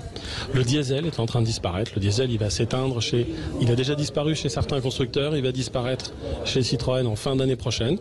Il y aura plus d'investissement sur le diesel. Donc lui, il va s'éteindre complètement. Donc il y aura hybride rechargeable, électrique. Et puis on a parlé un petit peu d'hydrogène. Mais le gros sujet, c'est vraiment le passage à l'électrique. Oui. Donc c'est la raison, c'est la pollution, on va dire. C'est l'écologie. Le diesel ou... Voilà, à partir du moment où des élus plutôt verts, on a parlé tout à l'heure de la présidence de la commission transport au niveau européen, décide que suite au réchauffement climatique, il faut des voitures plus vertueuses en termes d'émissions de CO2 et qu'on décide que ce sont les voitures électriques. Il a fallu que toute l'industrie se mette à faire des voitures électriques avec des conséquences alors à la fois extraordinaires parce qu'ils ont montré qu'ils savaient faire tout de suite, mais à la fois néfastes parce qu'ils savent pas les faire à un prix que tout le monde puisse mettre dans le commerce. On est tous d'accord pour rouler dans une voiture électrique à condition de pouvoir se l'acheter, à condition de pouvoir la recharger chez soi facilement et d'avoir un niveau d'autonomie qui soit acceptable pour ce que nous faisons. Alors voilà, les premières Tesla c'était 300. Il y a 10 ans j'avais tourné des trucs chez eux. Un petit truc marrant, d'ailleurs on est arrivé avec Laurent Le Gall et Greg Gounet, je raconte quand même. C'était pour TB5 Monde et la chaîne Voyage. Et donc aux États-Unis, j'allais voir des gens puisque j'aime bien les gens. Et on est arrivé chez Tesla. Il était midi moins le quart. On était un peu en retard. Il était midi moins le quart et la fille attachée de presse, elle dit ouais, je sais, la petite télévision française, vous allez venir. Elle nous a donné les clés d'une Tesla. Mais en France, tu veux emprunter une voiture pour faire même un essai pendant 1 heure ou 2, tu te demandes ton passeport, tout, c'est très compliqué quoi. La fille, elle nous a filé la clé non vraiment, je suis sérieux, de la Tesla. Et on est parti, elle dit je reviens à 2h, on va manger, nous je reviens à 2h, on vient. Donc on est parti dans les rues de San Francisco, enfin à côté, en Tesla. Ça veut dire que le rapport à la voiture est pas tout à fait le même quand même, et c'était déjà un avion. C'était Lotus qui avait fait toute la partie cycle, on va dire, et il n'y avait pas encore de berline, c'était il y a très longtemps, mais c'était surprenant de voir la poussée d'un moteur électrique. Comment est-ce qu'on arrive à avoir une telle poussée avec l'électricité? C'est plus violent qu'une Porsche. Oui, ça marche très bien, c'est sûr, mais le sujet, et je pense que tous les auditeurs sont intéressés par ce sujet, c'est de se dire, moi je suis pas contre rouler en électrique, mais est-ce que je peux me l'offrir? Ah ben moi non. Et là il y a un vrai sujet, et il y a un sujet Citroën. Donc tu m'as dit tout à l'heure, et je sais que tu es friand d'informations intéressantes, en disant, bah écoute, on est chez Citroën, tu es partenaire du machin, mais finalement qu'est-ce que Citroën va faire? Est-ce qu'il y aura des voitures électriques accessibles? Donc, je sais pas moi. Eh ben, je vais te donner quand même un petit scoop, puisqu'il est sorti très récemment, mais dans une presse spécialisée que tout le monde ne lit pas. Citroën va dévoiler un nouveau modèle, une nouvelle C3. Donc C3, c'est le modèle populaire entrée de gamme de Citroën. Citroën va révéler une nouvelle C3 au mois d'octobre. Et cette voiture-là, elle va contenir, comme les Citroën historiques, une révolution. Et la révolution, c'est que cette Citroën C3, le modèle électrique sera vendu au même prix catalogue que la version thermique équivalente. Donc ça, c'est une révolution parce que c'est jamais arrivé. Ah ouais. Tu sais, on est aussi distributeur Peugeot. La 208, elle existe en électrique et en essence, mais elles sont pas du tout au même tarif. Faites plus de Laguna. Alors on n'a jamais fait, de Laguna. Je rigole. La révolution, Gérard, c'est que, et le prix a même été communiqué parce que le grand public est très impatient de pouvoir avoir une électrique utilisable au quotidien quotidien, facilement, joli. J'ose dire le terme, sympathique, sexy, qu'on a envie d'acheter. Donc elle va révéler un nouveau style Citroën. Elle aura 325 km d'autonomie, cette voiture-là, ce qui pour une auto citadine est tout à fait correct. Et cette voiture-là, elle sera vendue avant bonus. 25 000 €, donc ça fera 20 000 € bonus déduit. Ces voitures-là en général, et vous savez que beaucoup de clients aujourd'hui les louent, hein, et tu prends l'entretien avec, tu prends toutes les prestations avec, et tu changes ta voiture tous les 3, 4, 5 ans. Cette voiture-là, on arrivera à des loyers de 200 € par mois, quelque chose comme ça. Il faut quand même se souvenir aujourd'hui combien coûte un plein d'essence. Hein, les gens qui nous écoutent font des pleins d'essence aujourd'hui à 120 €. D'accord ? Quand je suis en train de te dire que tu vas pouvoir avoir une voiture neuve pour 200 et quelques euros par mois et qu'elle sera électrique, là, la révolution électrique, elle commence à être un tout petit peu plus accessible, bien sûr. Et un tout petit peu plus accessible. Donc, ça va commencer par ces trois. Donc ça, ce sera chez Citroën. Et je l'ai dit tout à l'heure, il faut pas juste faire des discours. En fait, moi, je suis à la fois pas, j'ai pas un dossard publicitaire dans le dos, mais quand même, il faut se dire que le marché automobile est déprimé aujourd'hui parce que beaucoup de gens trouvent que les voitures sont trop chères. Nous trouvons tous que les voitures sont trop chères, même quand on discute avec les constructeurs, ils le reconnaissent à demi-mot. Donc si on veut relancer l'automobile et une automobile responsable, il faut les faire durer plus longtemps. Il y a un vrai sujet là-dessus, passionnant. Et on n'a pas le temps, on va pas faire toute l'émission sur Citroën, mais il y a aussi comment... Là, on en parle, et on en parle quand même.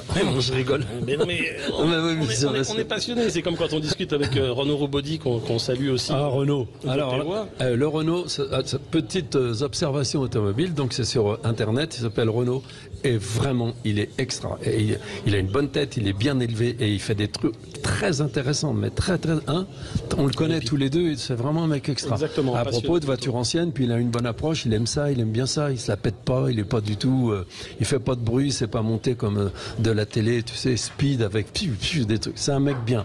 Renault, il s'appelle. Juste une parenthèse avec Pierre qui a amené donc 260 voitures. Tu collectionnes pas du tout de voitures diesel en fait?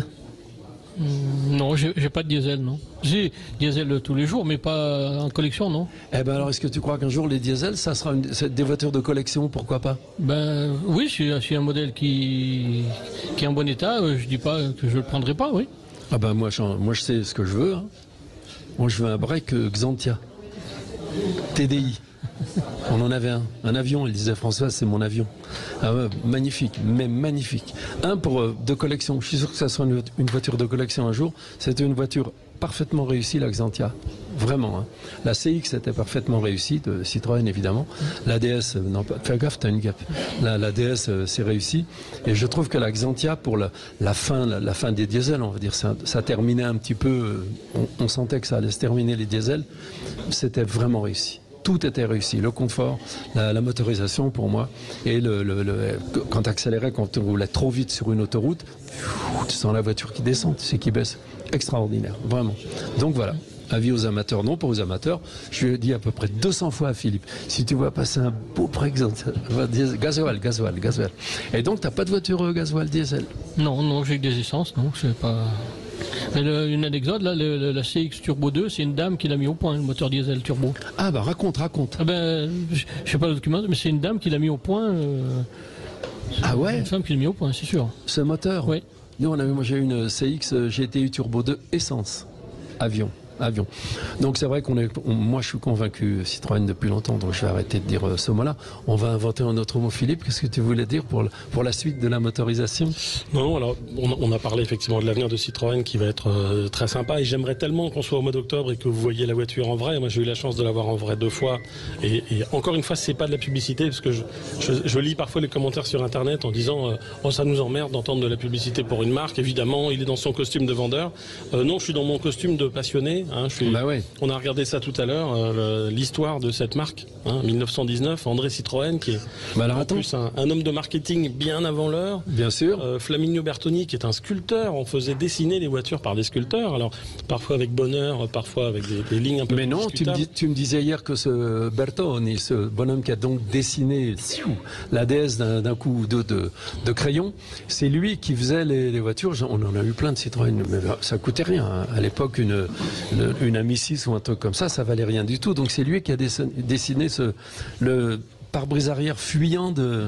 La lunette arrière inversée. La lunette arrière inversée. La fameuse. Et la Mi 6, c'est la voiture la plus vendue en France en 1966. C'est dingue, non ? À croire que c'est fait exprès, grâce au break, puisqu'effectivement tout le monde n'appréciait quand même pas la lunette arrière inversée. Ah, c'est un peu moche quand même, mais il paraît que Bertoni, c'était sa préférée. Alors c'était sa préférée, exactement, on en a parlé hier. Oui. Et autant la DS est a priori dans la bouche des collectionneurs, et y compris dans la tienne, plus iconique que la Mi 6. Bien sûr.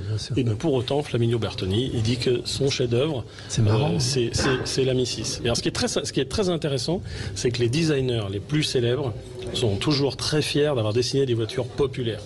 Ah bah oui. Et Dante Giacosa, qui est un ingénieur chez Fiat, c'est le papa de la Fiat 500, la première, qui est une voiture géniale au niveau industriel. On a Alec Issigonis qui a réalisé l'Austin Mini.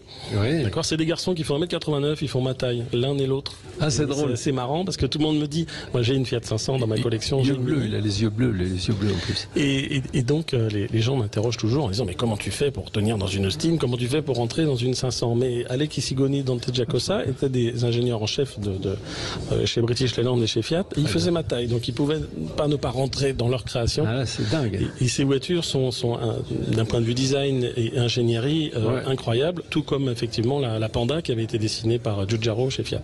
D'accord. Qu'est-ce que vous voulez dire, Pierre? La Mi 6, quand elle a été dessinée, c'était pour monter à l'arrière avec un chapeau aussi. Les personnes arrière pouvaient monter avec un chapeau sous la tête. D'accord, je savais pas. Ah, c'est marrant. Ah, je savais pas du tout ça. Non, nous, on est vaccinés avec ces voitures-là.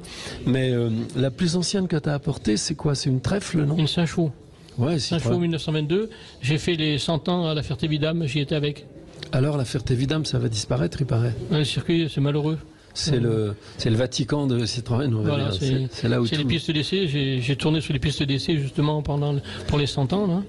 Et vous savez pourquoi la Ferté-Vidame a été choisie pour faire la piste d'essai par rapport à Paris? Alors ça c'est top, il me l'a dit tout. Les pubs maintenant, non. Alors, dans les publicités maintenant, et tu racontes après parce que c'est vraiment bien. Vas-y. Les routes de l'été Sud Radio, 10h midi. Gérard Klein. À Bourganeuf, donc dans la concession Citroën avec Philippe Bouger, Clarisse Automobile et avec Pierre Ferré, il s'appelle Pierre. Alors il va finir de raconter son histoire, pourquoi la Ferté-Vidame, qui est donc le Vatican, enfin tout a été fait là-bas, en gros beaucoup de choses de Citroën ont été faites là-bas. Raconte ton histoire parce que c'est vraiment bien. Alors, donc, la piste d'essai, quand tu partais de Paris, de Javel, pour faire les essais à la Ferté-Vidame, ils avaient le soleil dans le dos le matin. Oui. Et le soir, quand ils rentraient, ils avaient le soleil dans le dos. Donc, ils n'étaient pas gênés par le soleil. Vachement bien. Et qui avait pensé à ça? C'était du bon. C'était Citroën, c'est André. Hein. Ah oui? Oui, c'est André. Et alors, pourquoi il touche ce bonhomme-là, André Citroën? Parce que c'est la mécanique, c'est de la mécanique, c'est pas de la... C'est solide. C'était solide à l'époque. Et pourquoi les chevrons? C'est parce que c'est... Ah, ça c'est l'engrenage, c'est le système de l'engrenage. Donc c'est lui qui a trouvé la combine pour faire en sorte que vous imaginez, raconte un peu un engrenage, c'est des chevrons qui vont se loger. Vous prenez votre main gauche, votre main droite, vous écartez vos doigts et vous rentrez les doigts de la droite entre les doigts de la gauche. C'est ça? C'est ça, oui. Donc c'est ça. C'est un engrenage silencieux. C'est un engrenage, oui, exactement. Et si on va à la Tour Eiffel encore aujourd'hui, il y a encore un treuil qui marche avec l'engrenage Citroën, avec les chevrons. Ouais, avec des chevrons, donc c'est devenu la marque de Citroën. Il y avait aussi un mec qui s'appelait Cardan.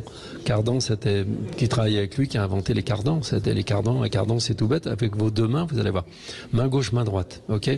Le pouce, vous le mettez sur le pouce, l'index. Tac, au bout. Main droite, vous faites la même chose. Et vous enfilez les deux petits cercles comme ça dans les mains, puis vous faites tourner vos mains, c'était les cardans, donc un mec qui a inventé ça. La traction, elle a eu des cardans, donc traction avant, c'est un pléonasme, parce qu'une traction, c'est quand on tire, et avant, évidemment, on va tirer par l'avant, pas par l'arrière, donc la traction, elle a été inventée pour changer, ça change quoi, une traction, une tenue de route surtout? Traction avant, c'était propulsion. Les véhicules étaient propulsion. Donc les Américains font depuis des dizaines d'années des voitures à propulsion, c'est-à-dire qu'ils poussent par les deux roues arrière, ça tient absolument pas la route. En fait, les Américains, ils ont jamais fait des voitures qui tenaient la route comme les Français. Nous, c'est des automobiles, des vrais. Et là-bas, c'est des choses pour rouler sur des autoroutes à 65 miles avec de la neige ou pas de la neige. Donc la conception, enfin, c'est pas du tout la même. La conception est pas du tout la même. C'est vrai, non, Philippe? 55 miles même, t'es en excès de vitesse. Ah merde, 55 maintenant. Et donc c'est vrai, on parle beaucoup de l'Amérique et de ces pays-là, mais en fait, les Français sont beaucoup plus inventifs.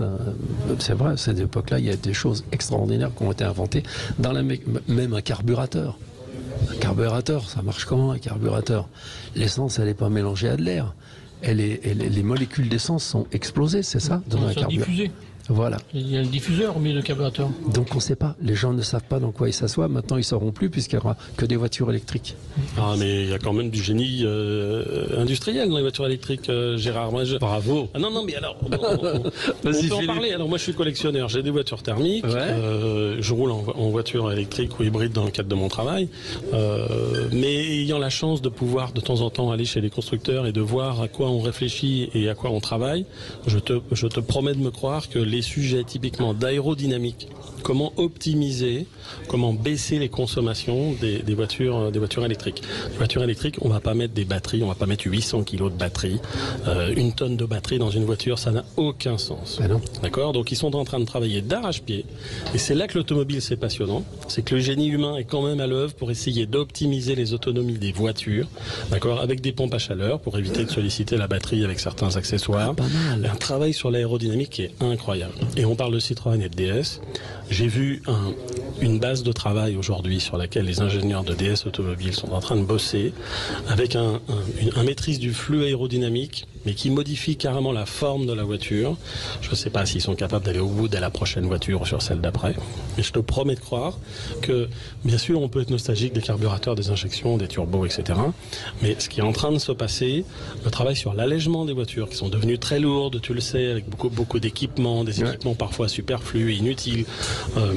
On aura fait pendant très peu de temps des SUV électriques qui pèsent 2 tonnes. Mais ce qui est en train de se passer aujourd'hui, ce qui est sur la planche à dessin, n'est pas moins intéressant que ce qui s'est fait dans les années 50, 60, 70, 80. Ça, je te prie de me croire. Et encore une fois, j'ai eu la chance d'aller lever un coin du voile et de pouvoir discuter avec les uns et les autres. Et la concurrence qui est en train de se jouer au niveau mondial sur la voiture électrique, et je sais que tu voulais m'interpeller sur la voiture chinoise. Non, c'est les Chinois, faut savoir. On en parlera juste après. Avec les 100 ans d'histoire que les Européens ont sur l'automobile, je pense qu'on a quand même un train d'avance. D'accord. Bah alors, qu'est-ce que t'en penses, toi, Pierre? On est en avance? Citroën est toujours en avance. Ah, c'est bien d'être... Non, il demande qu'à être convaincu, mais il faut des preuves. Et c'est quand les voitures arriveront dans la rue qu'on dira qu'est-ce que ça fait du bien, et il y aura du cocorico dans nos esprits. Ouais, non, mais on peut en parler maintenant. On a le temps d'en parler. Il nous reste 20 minutes, un peu plus de 20 minutes pour parler de la Chine, par exemple, des Chinois. Qu'est-ce qu'ils font, les Chinois? Ils font de la porcelaine, ils font des appareils électroniques, ils font de la gastronomie, et ils font des voitures aussi. Ils font des voitures. On les a pas vus arriver aussi vite. On les a pas vus arriver aussi vite. Ils se sont réunis avant-hier. Ça a fait un petit peu de buzz dans la presse. Il y a un constructeur chinois qui s'appelle BYD. Alors on aime bien l'appeler bid parce que ça nous amuse. Parce que bien sûr, il fait un bid. On aimerait bien qu'il fasse un bid, mais ils sont puissants et ils nous ont fait, enfin ils font aux constructeurs installés au niveau mondial une espèce de déclaration de guerre quand même commerciale en disant on va déboulonner les légendes. Donc les Chinois n'ont aujourd'hui pas de limite. On sait qu'ils ont appris très vite. On sait que les Japonais, à une époque, copiaient les Italiens, les Anglais, les Français en faisant les premières voitures japonaises. Puis très vite, ont trouvé leur propre ADN. Et c'est ce qui fait que les voitures japonaises ne sont pas sans intérêt. Il y a plein de choses intéressantes chez les Japonais. Les Chinois, ils ont déjà passé le cap de copier ce que les Européens et ce que les Américains aiment. Ils pensent avoir trouvé un peu la recette magique. Ils pensent que l'électrification des voitures leur ouvre une voie royale. Alors c'est vrai que l'ouverture du bonus écologique aux voitures qui viennent de Chine est quelque chose qui est choquant parce que les auditeurs qui nous écoutent cotisent en fait pour payer des bonus écologiques pour financer des voitures qui viennent de Chine. Donc il y a quand même un sujet. Heureusement, le législateur est en train de s'en emparer. Mais les Chinois ont déclaré, donc il y a 2 jours, un consortium de plusieurs constructeurs chinois ont dit on va déboulonner les légendes. Donc ils en sont là. Il y a 2 jours. Bon, oui, il y a 2 jours. Ils l'ont dit comme ça. Moi, j'ai regardé si c'était pas une erreur de traduction parce que je trouve que c'est un peu prétentieux, c'est un peu violent. Je pense que le gâteau de la mobilité, il est assez grand pour tout le monde. Et puis qu'il faut aussi toujours respecter l'adversaire. Bon, ça en dit long sur ce qu'ils ont envie de faire. Moi, j'ai envie envie de dire qu'à partir du moment où les Européens font des autos compétentes, fiables, accessibles, sympathiques, avec une histoire derrière, moi je suis toujours très interpellé quand je vois ça va choquer certains auditeurs qui nous écoutent, mais je suis toujours très, très interpellé quand je vois des retraités qui ont connu les 30 Glorieuses, qui ont roulé en DS, qui ont roulé en Citroën, mais aussi en R16 ou dans plein d'autres voitures. Et puis qui roulent dans un SUV électrique chinois, il y a quelque chose que je comprends pas en fait. Je sais pas.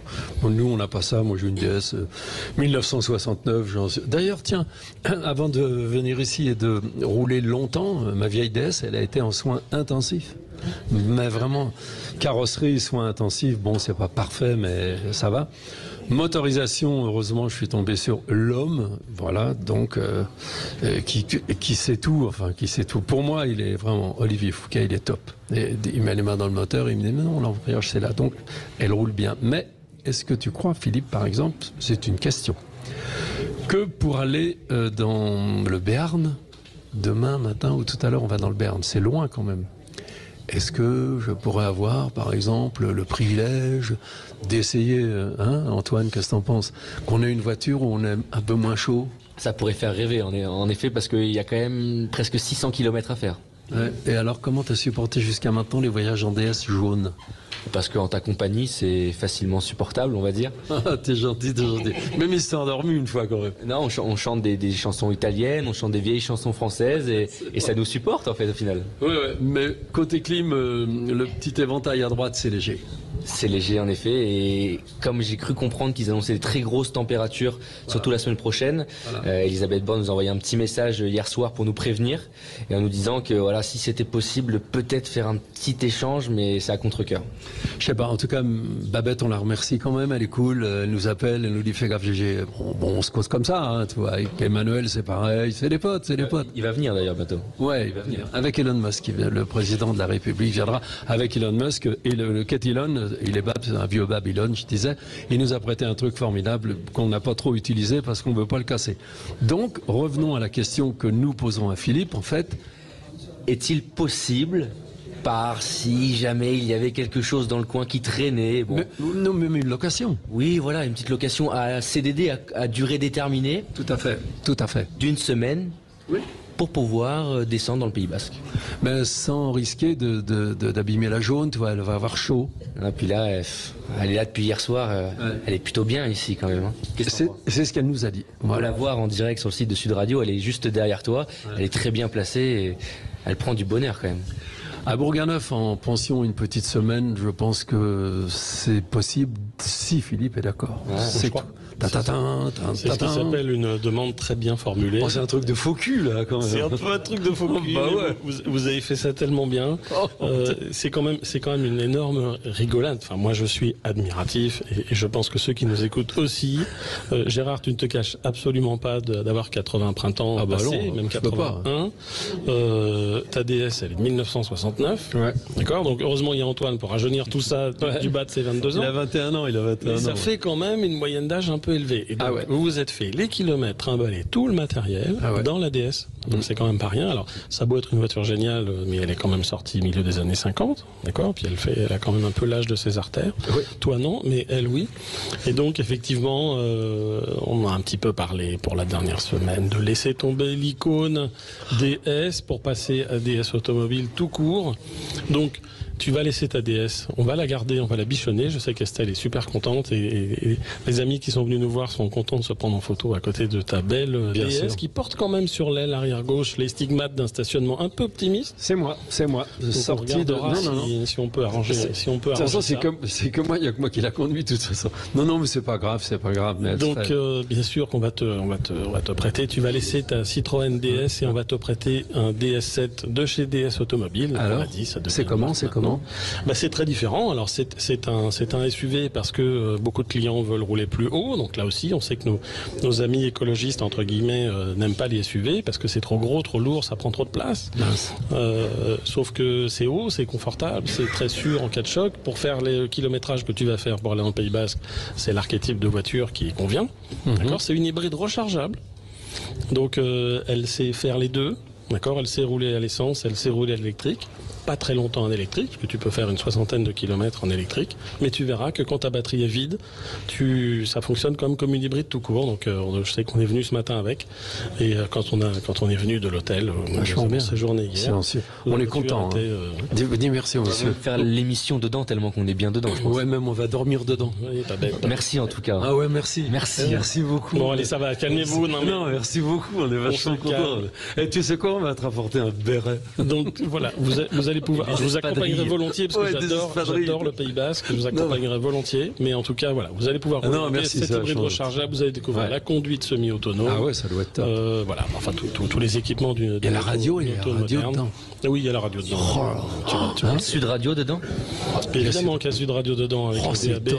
On peut écouter Sud Radio même quand on n'est pas dans la. D'accord, on a bien fait de venir. Ah ouais, on est content. On reviendra avec la voiture. Oui, non, on va la rapporter ici, la voiture, on peut la garder chez nous. Moi, je suis pas inquiet, je te fais confiance. Et puis de toute façon, on a ta belle jaune en otage. En otage, c'est ce que j'allais dire. Donc la jaune, elle part aux États-Unis l'année prochaine? Normalement, c'est encore une idée, j'envoie ça en l'air, mais il faudrait qu'elle soit le 1er avril à Boston, parce que j'aime bien Boston, c'est une très jolie ville, et de Boston, c'est tout droit. De toute façon, c'est pas difficile, l'Amérique. Mais c'est tout droit, vraiment. Ça fait quelques 4000 ou 5000 kilomètres. Donc si j'arrive à trouver le financement pour emmener la jeune femme des bisons chez Dan O'Brien et quelqu'un qui transporte la voiture jusqu'à Boston, après, quand on est en Amérique, c'est cool, c'est vraiment tout droit, quoi. Et on se débrouille. Avis aux amateurs. Tu veux des pubs, là? Ah ben, un peu d'argent, s'il vous plaît, l'argent. Les routes de l'été Sud Radio, 10h midi, Gérard Klein. Et Philippe Bourget, Clarisse Automobile, on est à Bourganeuf, dans la Creuse, et à ma gauche, donc c'est Philippe, et à ma droite, c'est Pierre. Je savais pas que tu étais vice-président des amis des Anciennes En Marche, c'est ça? Oui, c'est ça, je suis le vice-président de l'amicale des Amis des Anciennes En Marche. Et qui est le président? Daniel Toussaint. Et il a des voitures aussi, là, des Oui, il a une idée, lui. Ah ouais? Il a une idée, oui. Une idée, quelle année? Enfin, peu importe. L'idée, c'était boîte mécanique, carburateur. Non, mais c'est pas grave. 66. Ah ouais, ça roule bien, de toute façon. Ouais. Mais alors, bon, t'as des voitures de collection. Moi, j'aime bien, c'est vrai, les vieux diesel, j'aime bien rouler là-dedans parce que je trouve ça, comme conduite, c'est très différent d'une voiture à essence speed. Si tu veux, on conduit en anticipant beaucoup avec les vieilles voitures diesel. On anticipe, on freine jamais, en fait. On freine pas parce qu'on a un frein moteur extraordinaire à cause de la compression intense du diesel, donc c'est une autre conduite. Alors Philippe Bourget, est-ce que tu penses, t'as 8 minutes, hein, est-ce que tu penses que c'est râpé, c'est fini nos automobiles qu'on aime bien, ou ça va continuer, on va se déplacer en train, en avion, et il y aura plus de voitures du tout? On ne sait pas, hein, si les Chinois veulent tout pulvériser. Alors, ils veulent venir tout pulvériser avec des voitures déjà pour commencer. Ah d'accord, ça veut bien dire que c'est une excellente idée de continuer de se déplacer dans les automobiles.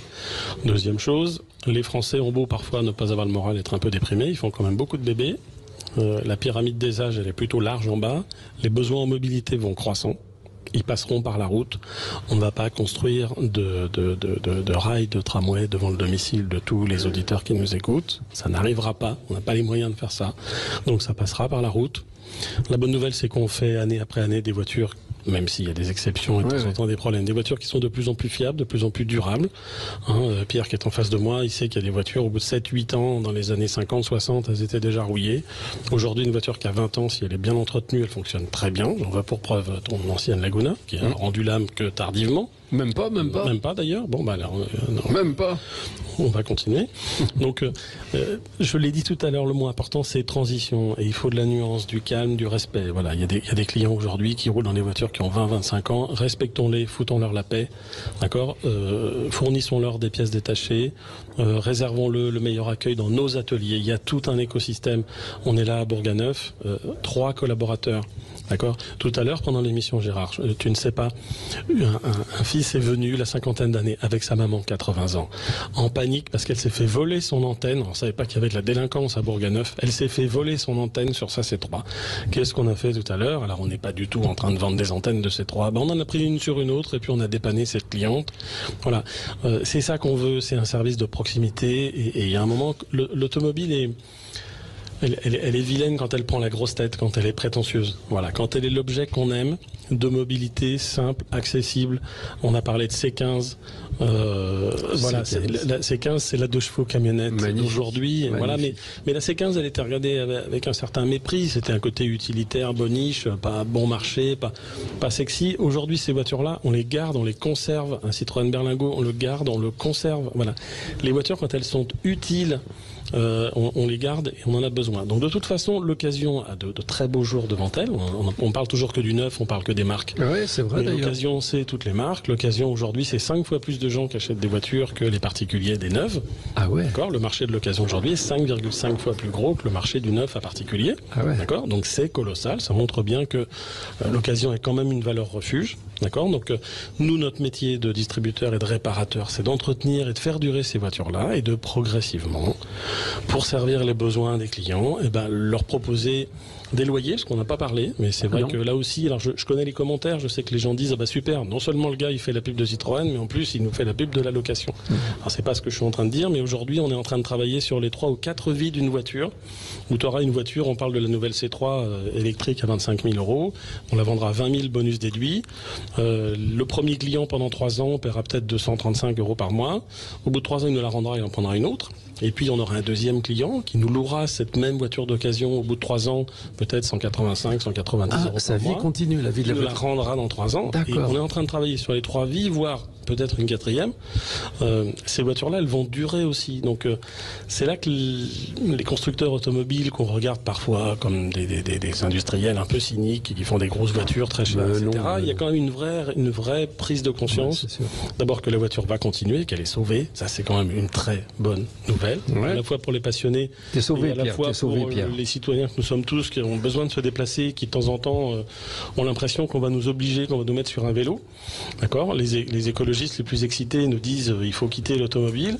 Mais pourquoi monter les uns contre les autres? Il a un truc avec les écologistes. Non, j'ai un truc contre les extrêmes en fait. Ah, bien sûr. J'ai un truc contre les gens qui sont dogmatiques et qui ne proposent pas de solution alternative. Mais les choses changent. Le vélo n'est pas l'ennemi de la voiture, et parmi les gens qui sont en face de moi, enfin, qui a un vélo, levez la main. Au cabinet médical, là, levez la main. Là. Les deux tiers des gens ont une bicyclette, et de temps en temps, on prend la voiture pour faire certains trajets, on prend le vélo pour faire certains trajets, on va à pied pour faire certains trajets, et on n'a pas besoin que le législateur européen nous dise quand, comment et à quelle heure. Ah bah si, la sieste, par exemple, le gars il me dit allez-y maintenant, tac, cop. Pardon. Donc ça va continuer, Gérard. Donc la voiture est sauvée. C'est une bonne nouvelle. Et elle va considérablement évoluer et ça va parler aux oreilles des passionnés. Là, on est dans une période de transition. Et les périodes de transition, c'est des périodes où il y a des questions, où il y a du stress, où on a tendance à se recroqueviller sur le passé en disant moi je garde mon SUV diesel classique le plus tard possible. Et puis après je verrai. Bon, il faut pas attendre l'hydrogène au robinet, il faut commencer à s'intéresser à l'hybride, il faut s'intéresser à l'hybride rechargeable. Peut-être reprendre un dernier diesel une dernière fois. Regardez aussi. En fait, c'est le docteur. C'est le docteur dans le cabinet médical. C'est lui le docteur. Non, mais il y a des. Mais je comprends. C'est d'avoir des solutions pour tout le monde. Ben voilà, c'est ce que je veux dire. Ils veulent pouvoir se déplacer et qu'on leur foute la paix, qu'on les laisse tranquilles, qu'on les laisse choisir. D'accord. Et qu'on arrête de penser aussi que les industriels sont que des gens cyniques qui veulent gagner des fortunes sur le dos des gens. Bon, je pense qu'il y a un peu de nuance. Et je sais que tu es assez candidat de la nuance. Ah oui, j'adore. En tout cas, moi, j'en connais 2. Le petit gars qui est là et moi qui viennent de troquer une DS jaune. T'inquiète pas ma belle, on va revenir, on va revenir, une DS jaune de 1969 où il fait quand même 45 degrés quand on roule. On a beaucoup souffert, hein. C'était très très dur, non je rigole, mais il faisait chaud quand même. Oui, il faisait chaud, mais quelle aventure. Et alors, les qualités de cette voiture pour toi qui n'étais jamais monté dans une DS ancienne? Le confort déjà, je pense, du côté passager à côté de toi, le confort et puis le bruit du moteur. C'est quand on découvre un petit peu l'automobile, c'est vrai que quand on aime ça, je pense que le bruit du moteur est assez intéressant. Donc déjà c'est quand même déjà 2 belles qualités.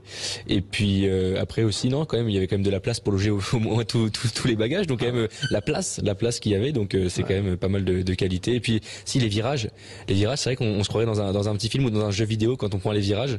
Donc quand on entend le bruit des pneus qui glissent un peu, c'est vrai que faut pas avoir peur. Non, parce que par maman me disait, ah, ça tourne en fait. C'est la sensation. C'est une boîte hydraulique la voiture, donc tu mets un tout petit coup d'accélérateur quand tu es en quatrième, tac, t'en manges la troisième, elle rentre vite, enfin on met les bons tours au moteur, et là t'as un bon appui si tu veux, donc des courbes un peu serrées, pour lui je faisais façon film, façon rallye. Ouais. Donc tout le bordel dans la voiture passait à droite et à gauche, écoute, on a bien rigolé. En tout cas, merci, et merci à toutes, merci à tous d'être venus, merci à toi Philippe, merci Pierre, et merci Bourganeuf. Ouais, merci Bourganeuf, et merci aux 4 femmes tout à l'heure et à l'apiculteur qui nous ont fait rêver avec la vie, en fait, et juste de la vie. Bon, ben merci, il m'a dit, alors attendez, à Paris on m'a dit 56-20. Non, 56 minutes et 20 secondes.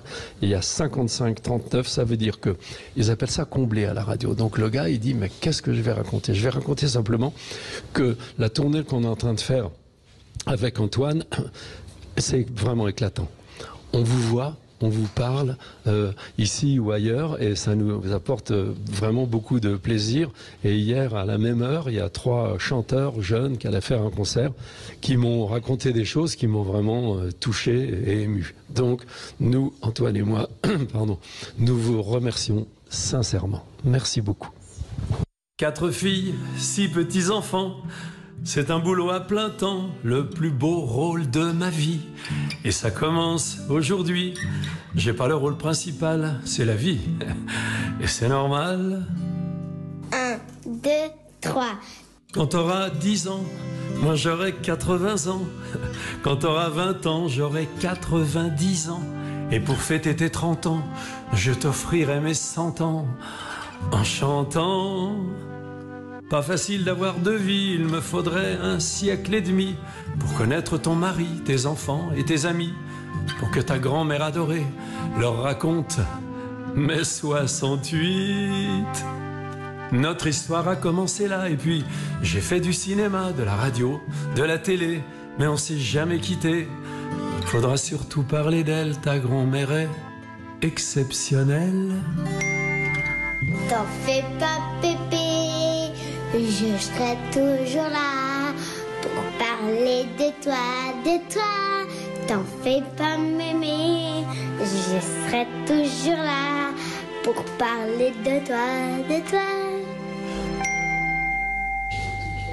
C'était Frida avec Gérard Klein, vous rappelez, vous connaissez maintenant cette musique de fin. Ça veut dire que ces 2 heures sont terminées, les 2 heures qu'on a passées ensemble. Les routes de l'été avec Gérard Klein, c'est terminé pour cette semaine qui nous a fait commencer à Buja. On est passé par Curmont, on est passé également au festival Découvrir, le musée du président Jacques Chirac est ici. On est en Creuse, pas très loin justement entre la Haute-Vienne et justement la Corrèze. Et justement on va se retrouver lundi 10h midi. On va faire la route avec cette nouvelle DS, la DS de Gérard. On va la laisser dans ce garage et on va aller du côté du Pays Basque, 10h midi à partir de lundi. Maintenant tout de suite c'est les débats de l'été avec Thierry Stenner, et justement on va parler plus des étudiants maintenant. Vous nous appelez au 0826 300 300. À tout de suite sur Sud Radio.